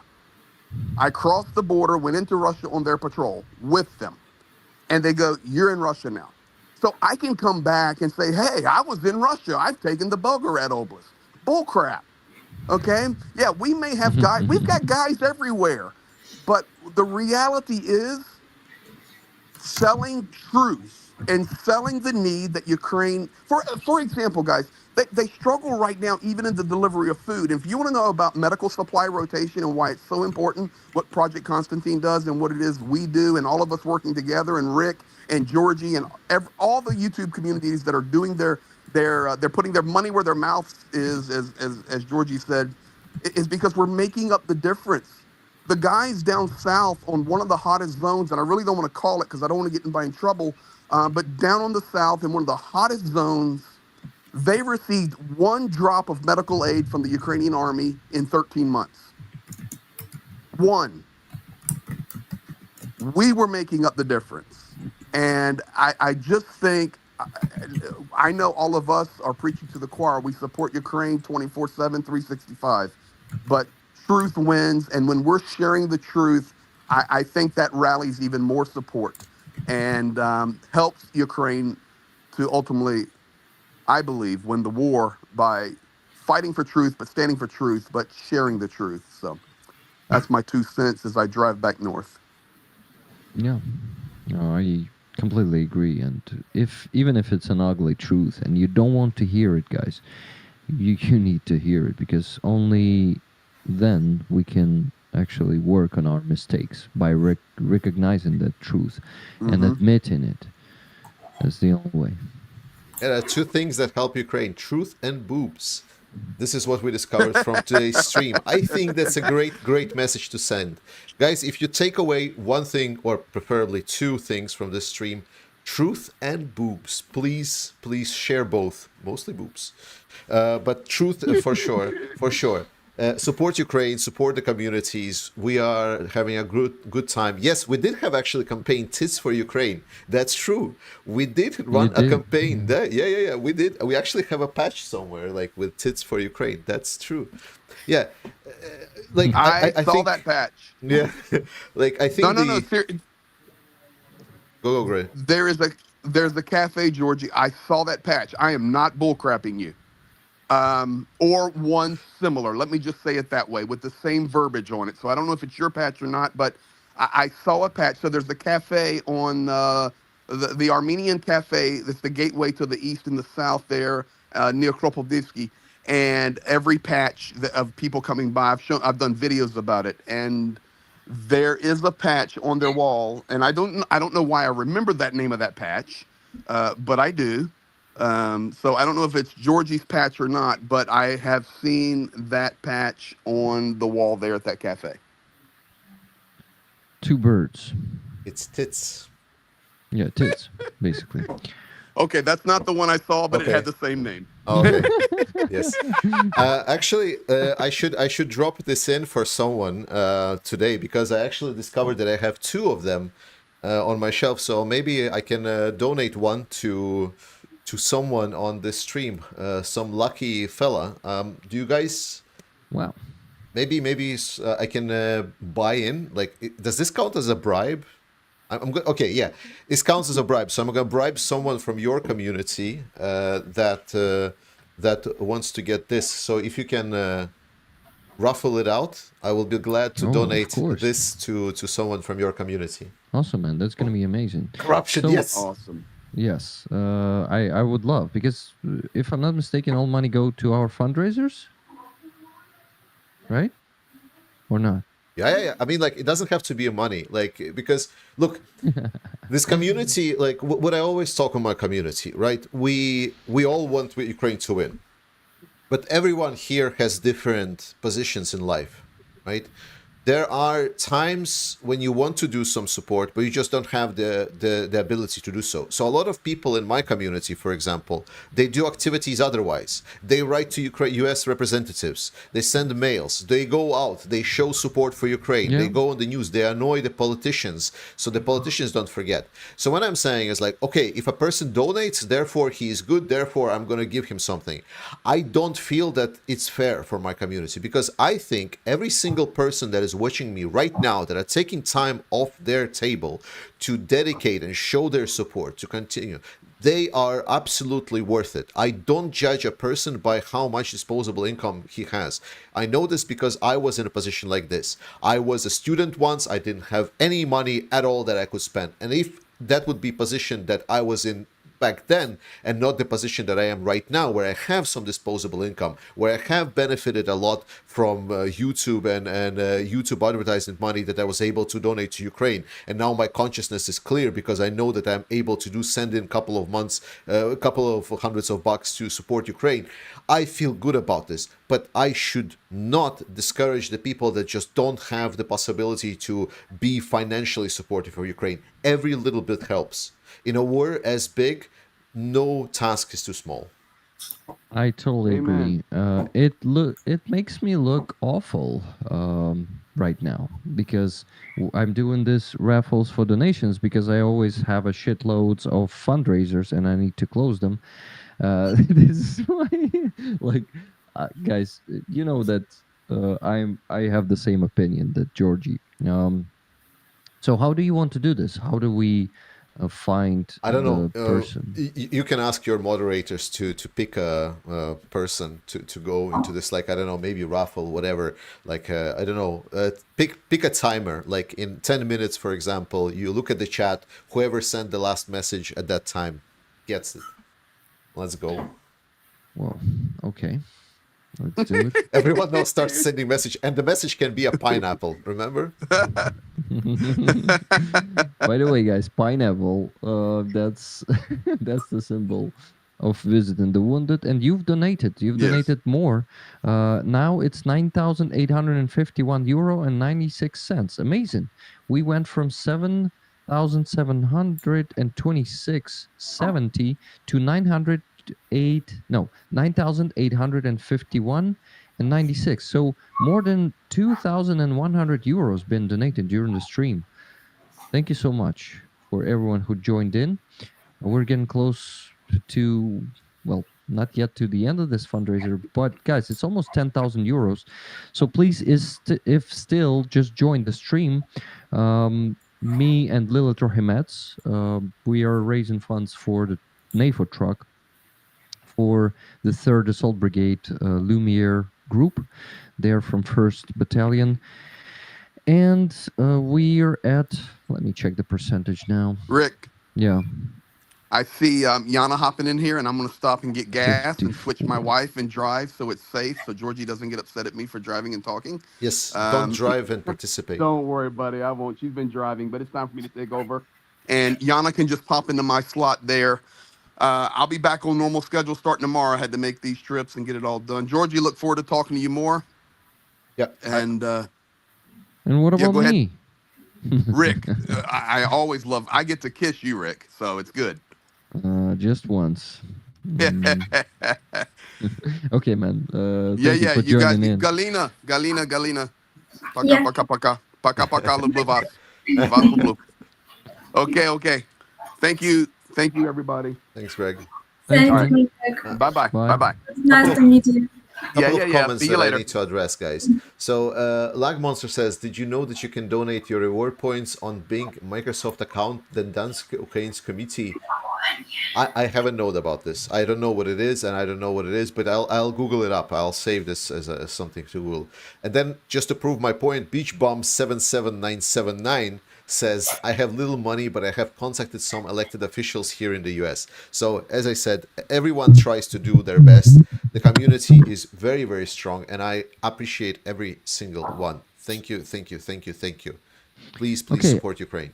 I checked the time. It's gonna be in 8 minutes now. The raffle of the patch that you're. We unfortunately on my stream we cannot see you because Streamlabs frozen your picture, and Okay, interesting. I think you can fix it only by reconnecting. But I'm not sure that you want to do that. I'm not because- gonna yeah. enjoy the, what is it called, the podcast, the Georgie podcast. You can also open the second window me and see me yelling at the screen on my stream, which would be very, very helpful. It's Sorry, Jana, just a second. I'm gonna add you we up. have another person here. We have Jana joining in. Okay. More jungling for you. Juggling? Sorry, man. But yeah. Okay, and Just a second. Now Jana is with us. Jana, hello. How you doing? I'm good. Thank you. This is Georgie. Do you know each other, guys? I first time saw Jana on the Shills recently, and I've asked my moderators to reach out. If I remember, Jana, you're also from Project Constantine, right? Yes. Yes. So I have also asked my moderators to reach out, but we haven't been talking before, I guess. we're gonna today find out whether or not this goes somewhere, like a first date kind of thing. It's like you're like sitting there awkwardly looking at each other. It's like, hey, it's like, you want to go to my place, and then you're gonna go to his place. Yo, what up? And then it's like, yeah, maybe not. It's like you're not the type of guy. So we're gonna find out whether or not we want to do it again. Yeah. So, Halya, nice to see you. Hi, darling. Yeah. Nice to see you, Jana. How are Nice you to doing? see you too. I'm good. How was the I'm good. stream? It was good. It was good. Can We're you repeat still- what did you say there? Huh? Can you repeat what did you say there in that stream? No, it's a joke, It's a joke. I know it's a joke. You were swearing? Please swear. We like swearing in here. Oh, I don't think I swore in that stream. I think I was very Nice. polite. Not even once. No, we spoke about music. Awesome. Who was And the art. guest? Listen, we saw art today, so Oh, we know a thing or two here. Jana, do you know what art we're exhibiting? No, what are you exhibiting? We're starting an exhibition in 2 days. It's gonna be Wednesday evening, and it's gonna be paintings painted by the bodies of Ukrainians. So the paint was put on their bodies, and the canvases then were put close to the bodies Okay. to leave the marks, imprints of the bodies. And yes, this is gonna be something new and big for me, because today I've been hanging the paintings on the walls. Never done an exhibition before. Of course, they are not mine, but anyway, being involved in this is so cool. So we're gonna have Well, an opening. I know a stream. guy that drives around in a van. Sometimes he happens to be in Ukraine. I'm not sure if you met him, the Gigolo man. And we can do some kind of like YouTube body arts. I'm pretty sure he's into that kind of stuff. You mean the Brandon That guy. Giggle-man? Yes. So I'm pretty sure we can get our own art. Nice. So Looking a really forward to that. extreme version of finger painting, just body painting, basically. Oof, that sounded very dirty. Yes, that was. That was not intended to sound dirty. Welcome to the stream, Jana. We're Yes. also being dumb today. My chat like, actually jokes, reacted jokes. really hard to Jana. Like everyone seems know you, so like there's a lot of people saying hi. Oh, Nice. I chat. Okay, just Yeah. a second. Oh, really good question. Really good question. Do you know Yes. Victoria Spartz? I Who? love her. Jana? What? No, Victoria Hmm. Spartz. She's No, the no, no. she's a I know who representative she from is. the Indiana district. Whom the question is addressed to. Everyone, like you guys. So why? What's wrong with her? Because she's been paraded at the, I believe, year one by Yuri Butusov, Yeah. very heavily in Ukraine, Yeah. and now she is not voting for additional support. Do you know what's up with her, and why was Butusov? How is she perceived in Ukraine? Because she's the only Ukrainian essentially in U.S. Congress. So what do you think about her? Like, let's start with Jana. Ukrainian Twitter doesn't like her. So that's all I know. I know Ukrainian Twitter doesn't like her. I'm not Ukrainian, so I'm like, okay. But it does kind of look weird, and it is kind of a bad look that the only person in Congress, I think she's a congresswoman, Yeah, she was. yeah, the only congresswoman from Ukraine voted against She's not aid for Ukraine. from Ukraine. She has Ukrainian roots. Oh no, she's from Chernihiv. Yeah, she's from Chernihiv. She is actually from Ukraine. Yeah. She left Ukraine when she was a kid, right? I'm not sure when, but it kind of looks bad. And then she had the whole thing where she said no. She wants Okay, I'll border wait my turn. security. So complete. I don't know. I don't know. All I know is that everyone I follow on Twitter says we don't like her. So I'm just like, okay, we don't like her. When it comes to this, I just listen to Ukrainians, basically. Halina, you should... Wikipedia says about her interesting things. nice. I don't know how to say it in English because I can read just Ukrainian Wikipedia. Sorry, guys. Holy Oblation, thank you for 50 gifted memberships. That's huge. Another huge one. So, Halina, do you know anything about her besides Wikipedia? No. No? Really, just now I was hearing about her first time. We have special in our team. As I say, we have special educated person for reading news. This beautiful lady. And I almost always I know news from our chat inside charity, like double hand news from Jana. Yeah. And we have someone who's part of our group chat, and she kind of I'm not sure how she does all this, but she kind of knows everything that goes on in Senate and everything. So she will always kind of like, she had to kind of explain to me. I'm like, what is going on with the vote? She's like, okay, now they're voting on this. Where is she and from? they're voting on this. From the States. Oh, so it's maybe just a West Plain. No. This specific friend of ours from Project Constantine, and she's not West Plain. I specifically asked her, like, can you explain this to me like I'm 5? Because I don't understand US politics. It's weird. So just explain it like I'm 5. And she was like, okay, cool. So you want to say that I have third hand news, not second hand. Okay.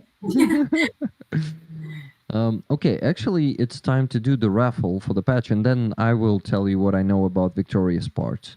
Yes. Okay. And then a couple of questions, and I'm gonna piss off. I need to make dinner. Thanks, man. By the way, we have the new bidder for the painting. I think it is from your community, Lucy, on painting number 6. It doesn't have another name. It's just painting 6. So, Lucy, thank you for placing a bid. And guys, you can also outbid Epitogs there or Photograph, because we would like to go above the initial price. This is just an initial price. The auction is going to be going for another 16, 17 days. It's going to start only on Wednesday, like officially in the gallery, but you can also already place bids there on the website. Anyway, I was about to start the timer. Let me do it. So the timer started. 57 seconds, 56, and so on. Please start spamming messages as crazy, because there's your chance to get the patch from Georgie. He's holding it in his hands right now, even if we cannot see it. What? Sweaty hands? My sweaty hands, yes. Sweaty hands. So, should I joke about the patch absorbing some of that sweat? No? No? Okay. 25, 24. Okay, guys, I want to see it. So we're doing it in my chat or in both? It's your chat. Like, don't spam in my chat, please. Like, you're gonna get banned. don't get banned in my chat. Don't be stupid. It's like, I have a great moderating team. By the way, huge thanks to the moderating team. 6, 5, 4, 3, 2, 1, and the last one. No, it's beeping. Fuck that. Sorry. Who was that? It was just Jimmy. Just Jimmy had the last message there. We did it your way. Just Jimmy. Perfect. So just Jimmy, could you please email me your address details on my email, Ukraine Matters 2022, I want to say. I forgot the mail. Give me a second. Actually, it was Nightbot, but no, sorry, Nightbot doesn't get a badge. Nightbot doesn't get anything. Yeah, Nightbot gets no mercy. Ukraine Matters 2022 at gmail.com. It's all one word. So Ukraine Matters 2022 at gmail.com. Just mail me, and We'll sort it over. I'll prepare a special box for you with some of our body paints. Okay, just Jimmy, can you react in the chat there? Okay, thank you, Georgie. That was cool. That was cool, and thank you for advertising the, how do you call it, Booba exhibition, right? Every little bit helps. Like we always talk about, like I am my stream and my community. We are sometimes a little bit silly, right? Because That's war awesome. is such a difficult topic to talk about. It's just, you know about all of the loss, about all of the blood, all of the tragedy that's surrounding it all, and sometimes it's extremely hard to talk about. Sometimes you just sit there and it's like, can I even squeeze a word out that doesn't sound like depressing shit? And it's very difficult. That's why sometimes in our community we are a little bit silly. Maybe some people like sometimes come to me as like, how can you joke about the wars? Like, are you stupid or something? And that's true. But my motivation has always been that what matters is like what we do. And what we're doing is we're supporting a lot. Like we're doing a lot of these donos, support actions. We're spreading the word about Ukraine everywhere and so on. And yeah, maybe it's a little bit more lighthearted than some people would prefer talking about the war, but I think it's for the good cause. Like we are, like it's a long marathon of suffering, of absolute misery, and I feel that if we cannot joke a little bit about it, then we're not gonna last for long, and this is not gonna end soon, unfortunately. Yeah, Can man. I add something to this, to your beautiful words? Yeah, Yeah. sure.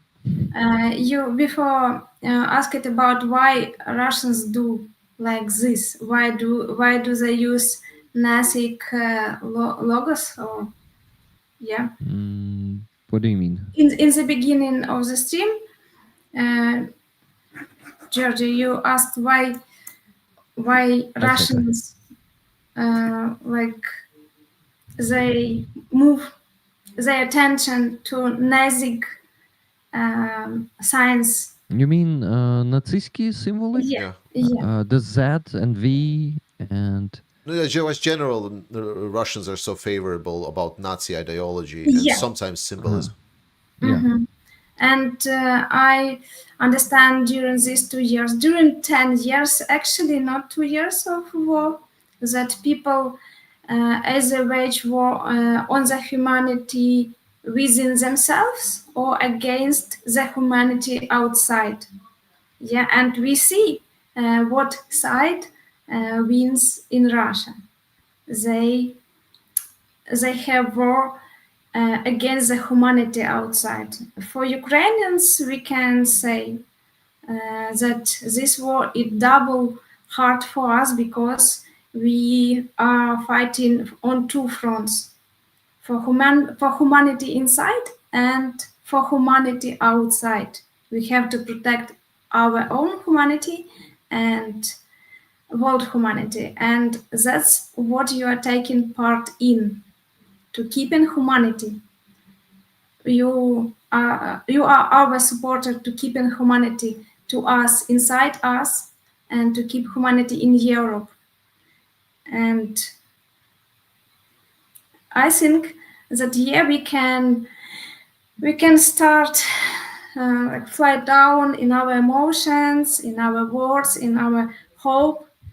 But when we can feel this unity, unitedly, Jana, help. United. Unity. Unity. During streams, during thousands of letters to our Instagram and Twitter, comments in Instagram, Twitter, in email, after some videos in our social media. It's show us that we can hold our hope, we can hold our wings up, because it's just a time when we but it's a way, it's a long way to be strong, to become stronger, to become more wise, to become more careful, to raise our military skills for all the nation. And in the beginning of the war, someone very popular said that we became like in Israel. We have to be fight during ages. We have to have habit to go very quickly to shelter during missile attacks. And we said at that time, no, Ukraine is not Israel. But what do we see today? Yeah, we have the missile attacks in Odessa where I am every day. But people around me, they want to have children, they want to go marriage, they want to have business, they build business, they do these usual things. In one hand, in another hand, we try to protect ourselves. And the same examples we saw in Bible when people rebuilt their towns, their cities, and on the other hand, they have their weapons. And it's just a way. It's all in Ukrainians' way, but we can be in this way while we have support. So, Halia, I actually want to ask you something because you're, a psychologist or studying psychology. I was speaking today before our stream, the other stream. I was speaking to Olya and our guest. We had Dima and also Annette, who everyone kind of knows as CF Beauty. And we were talking about PTSD, post-traumatic stress syndrome and all of that. And Oya said she read an article that actually, like an article or a study that actually said what Ukrainians are dealing with is so much different than what, Western soldiers dealt with when they went into Afghanistan or Iraq or so, because it was a different situation. They went there not in the sense of to protect their homeland. Whereas what Ukrainians are dealing with is apparently a lot more of a survivor's guilt than really the same type of PTSD. And in that case, the usual way of dealing with it, kind of the standardized practice that has been used in Western countries of dealing with PTSD will likely not work in Ukraine because we're dealing with more of a survivor's guilt kind of thing than really your typical PTSD. So it's much more layered. Do you think, like from your experience, that's something that you agree with? 1 minute. I'm translating your question and my answer to read Okay, got it. I put already Secular Sakai on the screen because I've noticed that he was there silently watching, sneaking around, and not disclosing his presence, but he was exposed. I waved. Yeah. I just didn't want to interrupt. How you doing, man? Nice to see you. Good. Yeah, good to see you too. Busy, just staying busy. If you hear any scratchiness in my voice, it's because I'm not wearing my good quality mask because I don't know where it is. Sorry. Yeah. Halia, You sound you better have- with this mask, by the way. Okay, good. Good to know. Actually, PTSD can be manifested as fact after leaving the stress zone and have some time off stress. But where do you see this time in Ukraine now? So we can't have objective knowledge about our kind of PTSD because we are in stress zone. Yeah, I think that's a good point. It's the post-traumatic, and we're not post it yet. I think that's a very good point. So it's early to tell the difference and the consequences, but we as society, Rick. Oh, sorry. What are you I doing? was singing. I'm never gonna give you up. Never gonna let you down because Are you there going to was a becoming the notification. Rick roll? I am. I already am. I have the notification every time someone buys a coffee. The Rickroll music is playing. Rick Ashley is singing "Never Gonna Give You Up," and I usually sing along with that. So having fun here. You see. Okay, my community is now redeemed. Thank you. We are the most serious community on the pro-Ukrainian side. Yes, exactly. Yep. You see how Ukrainians are fixing their nervous system. So high five, man. Oh my word. So yeah, Yeah, we we are very easy to fund because we understand that it's our responsibility to go through very long path of Ukraine of the war. So Yeah. Any last questions, Rick? So before I move out, before you go, and then Secular will lovely take my place talking about tridents against tyrants and stuff. I looked for questions for you there, but couldn't find some. I just wanted, no, not just. I'm gonna ask my question, but I want to once again tell you guys that this flag behind me from 59 Sniffer Brigade is on the raffle. We're gonna finish the raffle, let's say, in 1 hour. So yeah, you can still buy tickets. $10 for one ticket, unlimited number of tickets. You can send them on my PayPal, the money for the tickets, or to buy me a coffee. All money raised will be donated to the fundraiser, our current fundraiser equipment for Matvey. It includes Mavic batteries, then semi-trailer, and the charging station. Mavic batteries, there are 12 of them, almost half of the sum of 200,000 hryvnias. That's it. So man, I just Let me just want to ask you. last comment before because like with a sweeping move of a hand, my community sweeps in back, and they say so. We want to see Rick roll naked on the canvas. Rick roll. It should be done with just a song. Easy.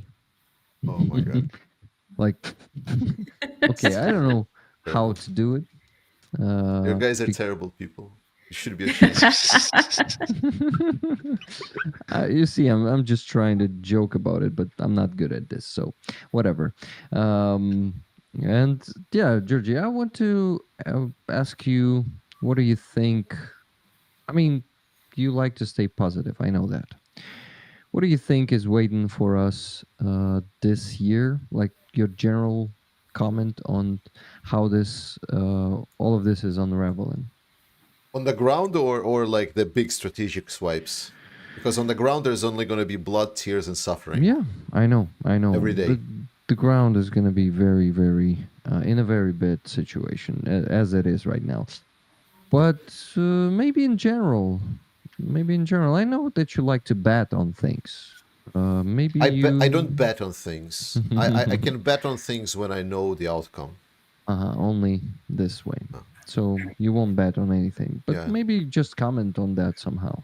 I mean, like, what's waiting for us is basically the continuation of what we're seeing right now. Because to do everything, warfare is relatively simple. That's what I understand in 2 years. Like, if you have the resources, you can do stuff. If you don't have resources, you cannot do stuff. That's the simple calculation of the war. So for Ukraine now, that was short on a lot of resources for a while now, and is deeply depleted any kind of storages and everything. Now it's going to be like, as far as Zelensky and Syrskyi already came forward and saying that we do already have a plan, I would mean that they have an idea how to fight Russians. So the only thing that is missing is the calculation how to do it and the resources how to do it. So Ukraine will start accumulating resources that will be coming in from the West. That's going to be one. The only kind of major activity that we probably can be happy about that will come in is going to be the F-16s. They're going to change the stuff a little bit on the front line. They're not going to be enough of them to make a significant dent.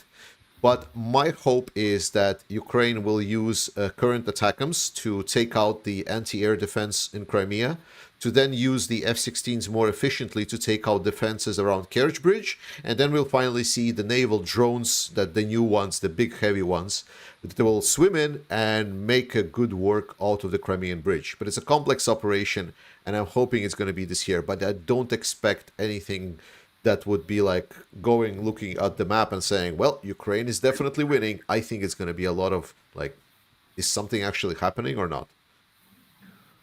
Yeah, exactly. In general. Mm-hmm. You're finished, right? Oh, yeah. You finished, Georgia? Sekai wants to ask you something or add something.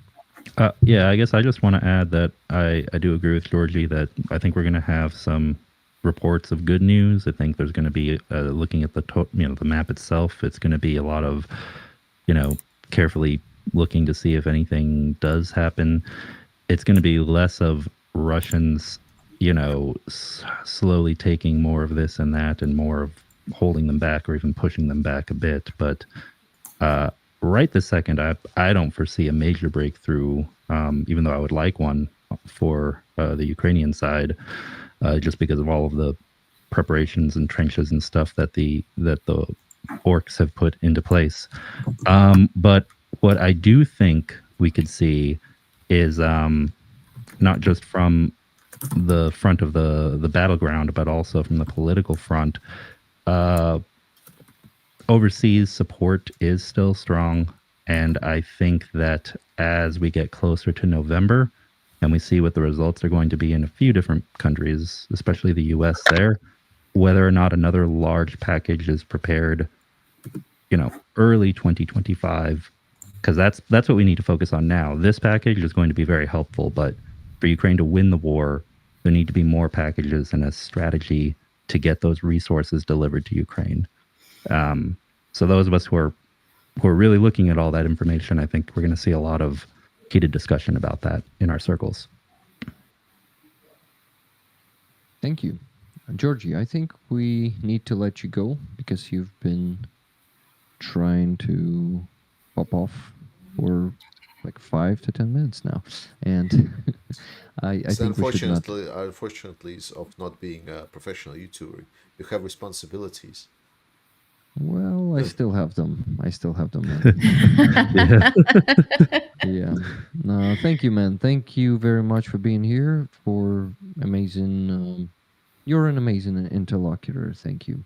Thank you for want to inviting. thank your community for stepping in and boosting our fundraiser significantly for the NATO truck. We're at 10,060 euros now and 22 euro cents.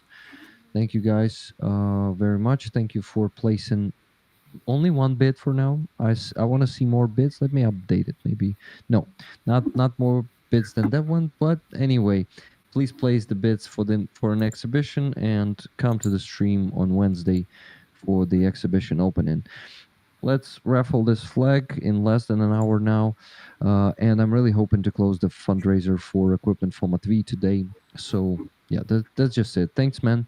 Thanks, Ukraine Matters community. You guys are amazing. You're doing an amazing job. Those NATO fundraisers are impressive. How fast you're closing them. So I am, that they're saying here in Ukraine, I'm getting my hat off. Do you have something? Take your hat off. Taking your hand off. Take your hat off. Someone. In English, I mostly hear tip my hat to you. Yeah, tip my hat to you. Oh, well. Yeah, That's actually true. Sorry, because in Afrikaans we also say take your hat off. So it was kind of, I think. Yeah, and that's how it is in a couple languages. Yeah. Yeah, we take our hat off. We're like, we don't half-ass it like in English where you just tip it. Oh man, someone in London just got pissed at you, Jana. Bring it. We've got better tea as well. Oh man. Georgie, so please last words for today. Slava Ukraini. Героям слава, my friend. What else can I say? Like, Героям слава. Take care, guys. Thanks. Let's Thanks. keep Nice fighting. meeting you, Georgie. See you, Georgia. Thanks. Bye. Bye. Bye, Georgie. Okay. All right. it's- Let me Yeah. unhear we can still hear Rick. Georgie. Stop hearing me. Unhear me. I did consent to that. So somehow I need to exclude you because you want to finish your stream and say something there, right? Yeah, I need to chat with my chat. Like they have been naughty, and I need to scold them. Okay, I'm just gonna then hide you. Let's see if you're. There we go. Woo! Hello, guys. Let's wrap this up. So that was lovely. That was a lot of fun. I don't know about whether you had fun. I hope you had.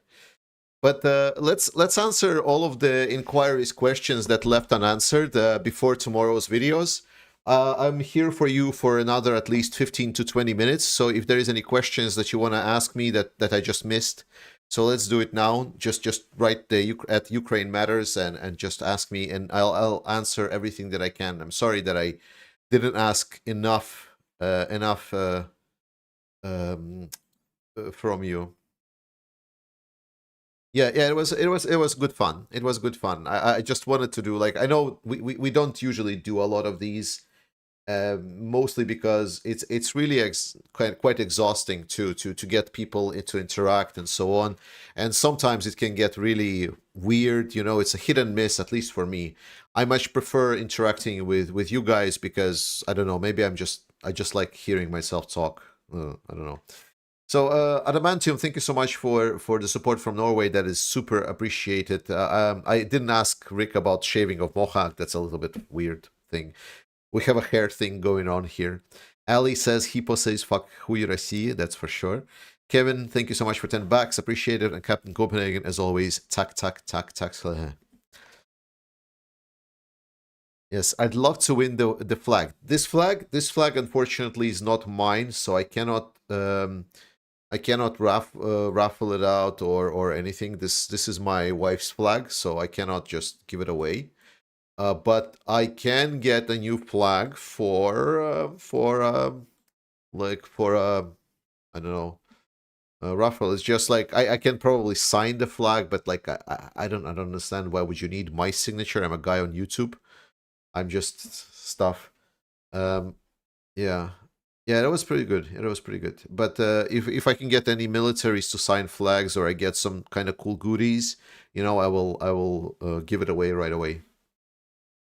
Do you know how many logistics have been completed for F-16s in Ukraine, and when we may see planes operational? So with regards to planes operationals, my insights are saying late June, July. So late June, early July. There has been significant improvements of the runways on many airfields. There are still challenges because F-16s are a little bit picky to the types of facilities they're operating on. So it's if I'm not wrong, then there might have been, and I don't have 100% confirmed news of this, but there might have been built completely new airfields for F-16s. But don't quote me on that. So I have very, very loose sources on this. Oh my god, the map. Yeah, the map is... Ah, you mean the donation? Yes. The flag behind the Rick the Ukrainian. Yeah, but I don't control it. I don't control Rick stuff. And we talked about this. I don't, like, I never raffle anything for donations because I explain my position in depth why I think that every member of this community matters, not just the ones that are sending money. Damn it, why is yawning so contagious? Yeah, I know. Europe has been working on F-16 deals for 18 months and they still want US to pay for training and maintenance and weapons and more. Yes, because that's a team effort. That's a team effort. It doesn't end with just one party. Like, stop thinking that there needs to be like, oh, one side should do this, so the other side should do that. Everyone should do everything, okay? Everyone should do everything.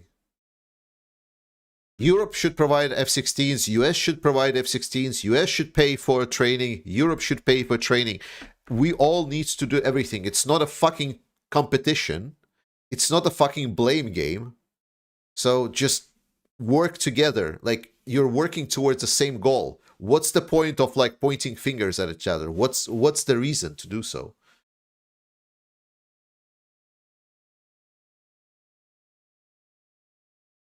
Yeah, in the end, we all win because the war ends. Okay? Marcus, thank you so much for 20 gifted member subs. I appreciate it. But I still want to reiterate, guys, if you really want to donate and support this channel, I really appreciate it. But please, first and foremost, consider donating to Ukraine. Like, I am not dependent on the profits from the channel. I have my main job, and I'm well supplied for myself and my wife. Please, please, please, first and foremost, consider donating to Ukraine. I do appreciate, don't get me wrong, I do appreciate the support. It's all fine. Yeah, it was a interesting stream for sure, for sure. Yeah, stop blaming. Yeah, what's the point of blaming? I don't get it. Pork fella, yeah. Pork fella got a dono. Not a dono, but a membership. Nice. But I think what is interesting, I'm not sure still about these panel streams and so on, if we're covering enough. I'm thinking maybe I can invite someone to do like interaction with you guys, like me answering, but like let guests speak maybe a little bit more. Georgie, do you have children? No. Need to get working on that. Maybe. I'm not sure if I want to have my own kids or I'll just adopt them at later time, you know. I'm torn on the fact that I must propagate my seed further. I think there is a lot of kids that could use a home, especially also maybe Ukrainians or whatnot. So maybe I'm gonna adopt someone, but I don't feel the pressure that I must. I don't have the paternal instinct in me yet. But I did start now already gardening. So I'm having like my gardening instinct. So I'm like, you know, taking care of flowers already, mowing my lawn. So like old man instincts are kicking in. So maybe, just maybe, I am not a dead case yet. Now that you have a driver's license, what do you drive every day? Yes, I do drive every day. Just to get my training in, because we're gonna have a big trip with my wife for like whole 3 weeks, and I want to know how to drive a car. But I promised myself that the car should make me more active, not less. So during this weekend, I'm now driving to the, like, I download the app like on hikes near me, the routes for hiking, and I'm now driving to different places to walk a lot more and hike a lot more. Do we see F-16 Ace 5 air wins of a pilot? I don't think this is the type of warfare where aces are gonna be a thing. Like, the Ghost of Kiev was an interesting story, but... Dylan, when Rick said that China is helping Russia, it feels helpless. Can we really see an end to this war? Yes, we can see the end to this war. Absolutely. Like, look, Russia, China... How would I put it? China doesn't want to be directly associated yet because they are so dependent, and they can't. And the only way that they're able to support Russia is only indirectly. Majority of help that China is helping Russia, and the blame game that we help on China is the double use goods. Those are goods that are hard to control because they can be used both in civilian sector and the military one. But Chinese government does not operate and directly support Russia. The majority of things that they're doing is they're just allowing trade with Russia. And that's the thing that we want to fight. So Chinese military right now is not in production, is not yet working to support Russia. But in a global sense, what can we do and how we can win this war? That's a more global question. How much deal we should do with China? How much money we should do with China? How much trade? And there is no answer for that. because that is a global phenomenon, and that has nothing to do with Ukraine and their fight. But the point still stands. No amount of help that Chinese or North Koreans or Iranians can supply to Russia is enough compared to the ginormous industrial output that we in the Western world have. We are massive. Like, our impact is incredible. Our power is magnificent, and we are just not using it. That's the whole point, right? You're looking at China and thinking, it's like, oh my God, they're so big, they're so massive producers. Like, no. We are bigger. We must be bigger. So as soon as we stop being like a cucks and we actually start bullying the dictators around, that's when it's going to matter. So we're still getting there. And that's what a major hope is from my channel, that we push our politicians to understand that we have essentially the body to like, we have the power to body other dictatorships in this world. We don't have to be number two.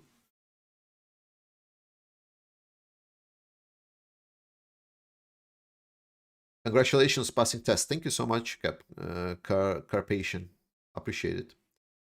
Dump Trump. Volunteer reservists from all different European countries to form another foreign legion inside Ukraine. So the problem is, there has been a lot of problems with the foreign legion. Ukrainians are now very, very reluctant to work with foreign volunteers. It's a long topic of discussion, but the long story short is that there's been a lot of issues with the foreigners. A lot of issues. To simplify the whole narrative, no foreign fighter or ex-military is mentally or physically, is like almost all, like, let's put this, almost nobody in the West, including the existing militaries, wants to fight the war that Ukraine is fighting right now in the conditions that Ukraine is fighting right now. The Western militaries and veterans, they want to fight the war that usually the West is fighting against others, when it's 10-1 Western advantage, and it's just more about destroying the enemy. That's kind of the point. Like, it's a long topic. I'm not going to go in depth.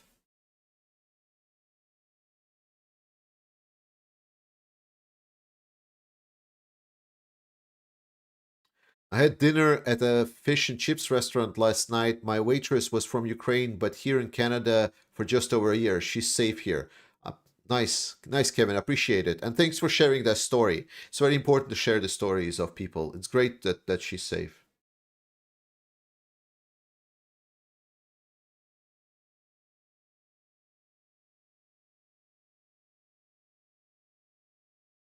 US is moving against China. Biden left many tariffs in place. China is building factories in Mexico and Vietnam to export to US. Yeah, absolutely. It's for us to decide whether or not we want to feed the dictatorships. My position is very clear. We need to make dictatorships suffer for working with us. We need to promote working with democracies of the world. We need to make sure that economics and politics go in hand in hand. Because right now we are like, okay, so politics is one thing, but economics is completely different. But that's not how dictatorships operate. For dictatorships, economics and politics are two sides of the same weapon. So they're just taking our money that we're just free flowing to them, allowing just it to go, and they're using it to fight us. Democracies, they choose using our own money to make sure that we get destroyed, and that is stupid. What we need to do is we need to say, is like, you want to trade with us, you want to work with the democracies, the rich countries of the world, where you should start democratizing, because that's the rule. You want to trade, become more democratic than you already are. We need to be the poison pill of dictatorships all across the world. And that is how we build a better world. We cannot just say economics one way, politics other way, because that's just fighting against ourselves.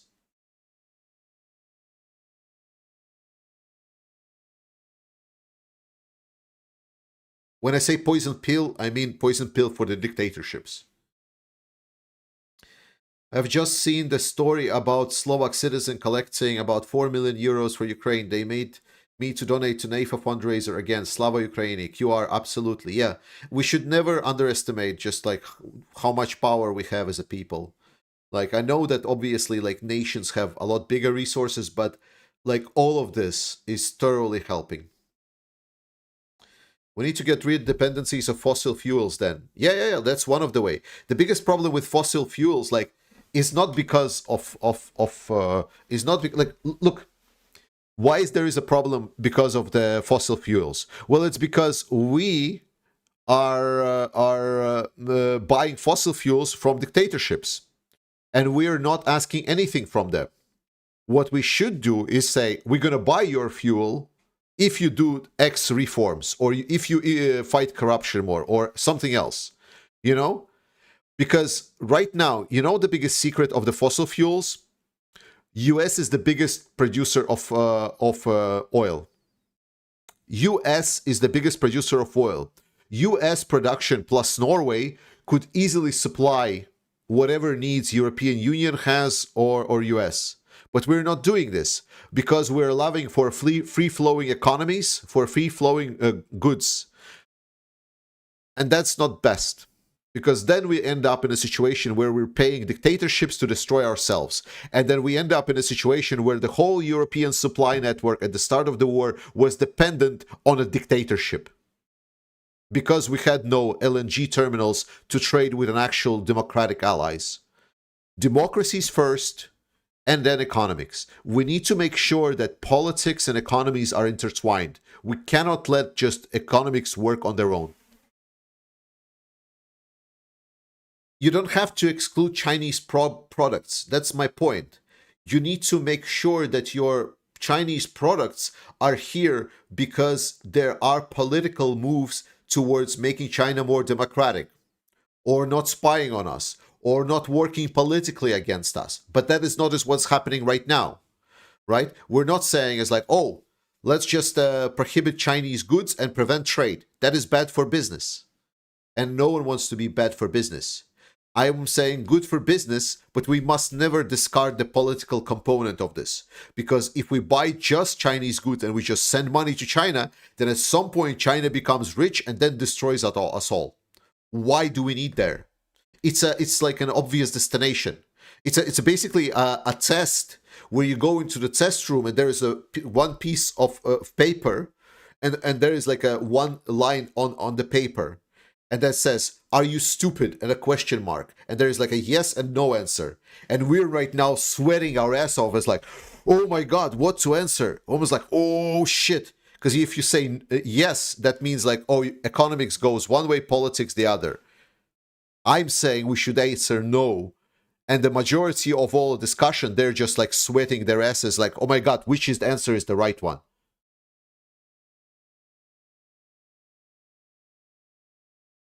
Maybe we should consider which one is the best.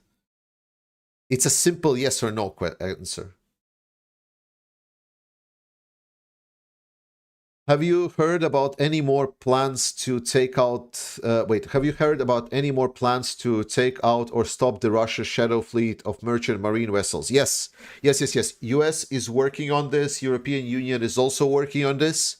It's a slow-moving progress, but it's a progress. I'm on a relatively constant basis, I'm hearing news that there is an additional proposal to ban certain things, to impose secondary sanctions, and so on. So the work is being done. It's just it's like very, very far from the news headlights, but some work is being done. Is it enough? Not enough. It's always not enough, and it's never going to be enough, because we're still, like, again, coming back to previous question, we're still in a lot of times living in a paradigm, politics one way, economics other way.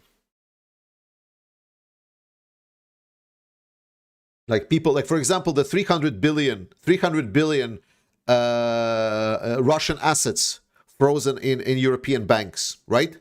It's absolutely moral to confiscate that money and send it over to Ukraine, right?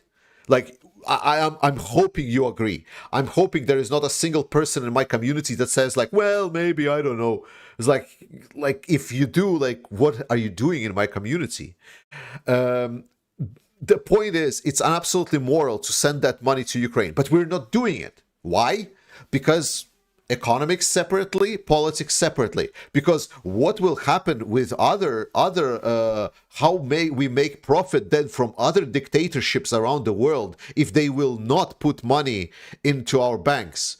Well, you know, that's not a very prosperous deal. Like, for us to just paying dictatorships that are stealing money from their people. What it says more about us than it says more about the money. Like, the fact that we're not doing it is just ludicrous. Like, and saying that there is no grounds for handing that money is like, well, maybe Russia shouldn't commit fucking genocide. How about that for a reason? You know, that's the whole point.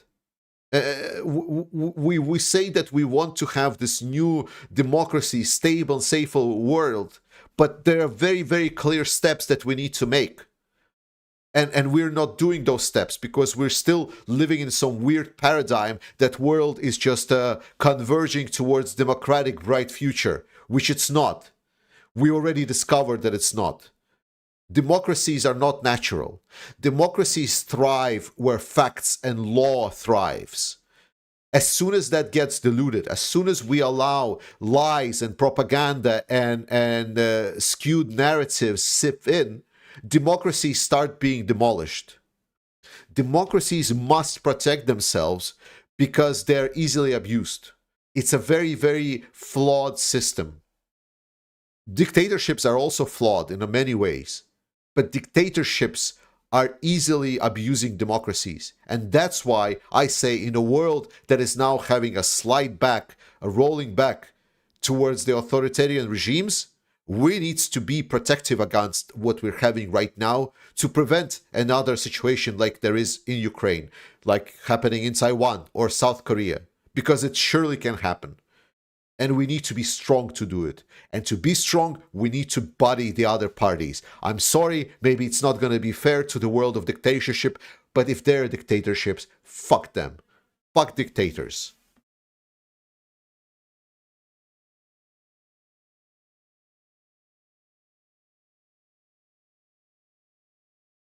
I do wish more people would listen to you. Keep up the good work. And also heard, like, Charlie the Goat, you know my frustration is what my frustration is that I am saying, like, and this is perceived like some novel idea, like almost like, oh my god, I wish more people would listen to you. Like, don't listen to me. Like, this is self-understanding things. I wish I don't have to tell them.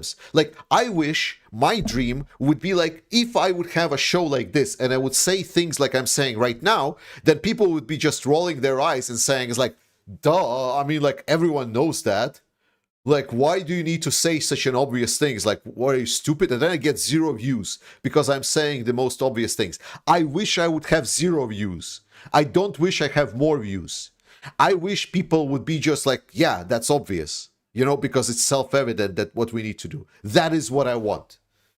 Like, I don't want more views. I want less views. I want 0 views. I want people to be like, yeah, obviously. It's like, that's what everyone needs. It's like, that's what we're already doing. Go vote, yes. Vote blue in US in these elections. I know even if you're Republican, I'm sorry, but these elections, you don't really have a choice. That's the unfortunate truth. Like, I dropped a couple of hard truths today on Rick, and he was like, oh my god, so we were just screwed. Yes, they were. Yes, Ukraine was screwed. And it's like hard truth. It's like, you want a hard truth is that you don't have a choice. You have vote blue or vote against democracy. That's the choice right now in US this semester. And in Europe as well. We have right now upcoming European elections. A lot of people are frustrated by how European Union works. We're like having a new green deal with additional taxes and so on. And people in Europe are like, oh my God, we're like going to have additional tax. Yes, but your choice is like, either you vote for the same parties that are pushing for this new tax, for green energy, or you're going to get elected parties that are working specifically with Russia and other non-democratic allies to destroy your fucking world. They want to turn your country into another Hungary. How about that? Do you want another country that's going to suck Putin's dick? How about that? You don't have a choice. Either you work democracy or you don't. Or you're just abusing democracy. You just don't want it to be. And that's not what I want. That's not what I stand for. That's not what I was raised up to be. I was raised up to love democracy. And as flawed as it is, as shitty as it is as a system, it got me a person that has nothing. When I was growing up after the Soviet Union, we were living off essentially by collecting bottles and trash. That's my upbringing. We were eating half decomposed food. We were eating, like, if we were able to get like some instant ramen for all of the metal or stuff that we gathered around the city, that was our dinner. That was how I was growing up. I was living in an apartment where there was another 4 families living in the same apartment. It was full of fleas and cockroaches.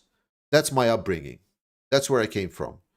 And because of the democratic system, because of what European Union is, because of everything, I am now living in Denmark. I've gotten world-class education. I am now able to do all of this. All of this technology, advancement, everything is democracies. Dictatorship bring only pain and suffering. They might sound as an appealing because they propose to solve problems. But every time we see a dictatorship rise, for every problem they solve, 10 more they create. So I will forever stand for democracies.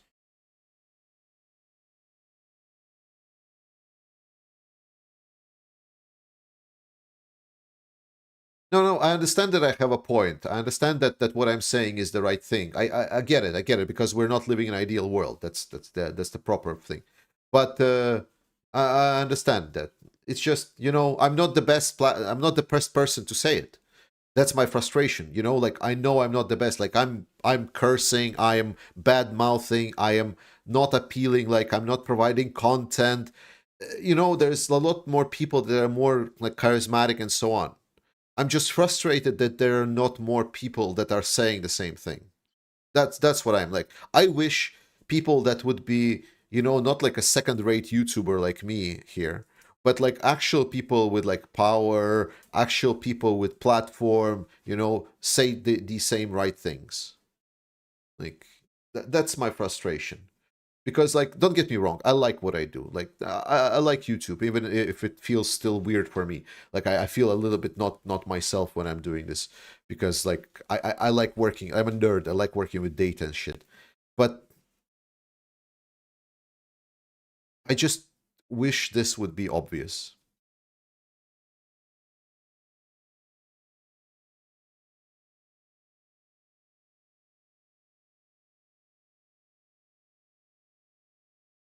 Good rant. Yeah, I should wrap it up. It's already 10:20. I was ranting for 20 minutes more. Anyway, guys, thank you so much for dropping by. I appreciate it. Video for sure coming tomorrow. Today, I don't think I will be able to do it. I will do video tomorrow. We'll do more streams. We'll chat more. I'm not going anywhere. We're going to stay here. We're going to keep supporting Ukraine all until victory. And victory is possible. We in Europe and US right now has the easiest job ever. We just need to donate a couple % of whatever we're making, and then Ukrainians are gonna pay in blood and crush the Russians, and we're gonna slowly start rebuilding the world that we all hope will be there. But it's a long journey. It's a marathon, not a race. Don't get burned out. Have a little bit of a time off. Have a little bit of fun. Don't be ashamed to have that. And then come back after that stronger. Support Ukraine. I love you all, guys. Slava Ukraini. Thank you so much to moderating team. And I'll see you next time.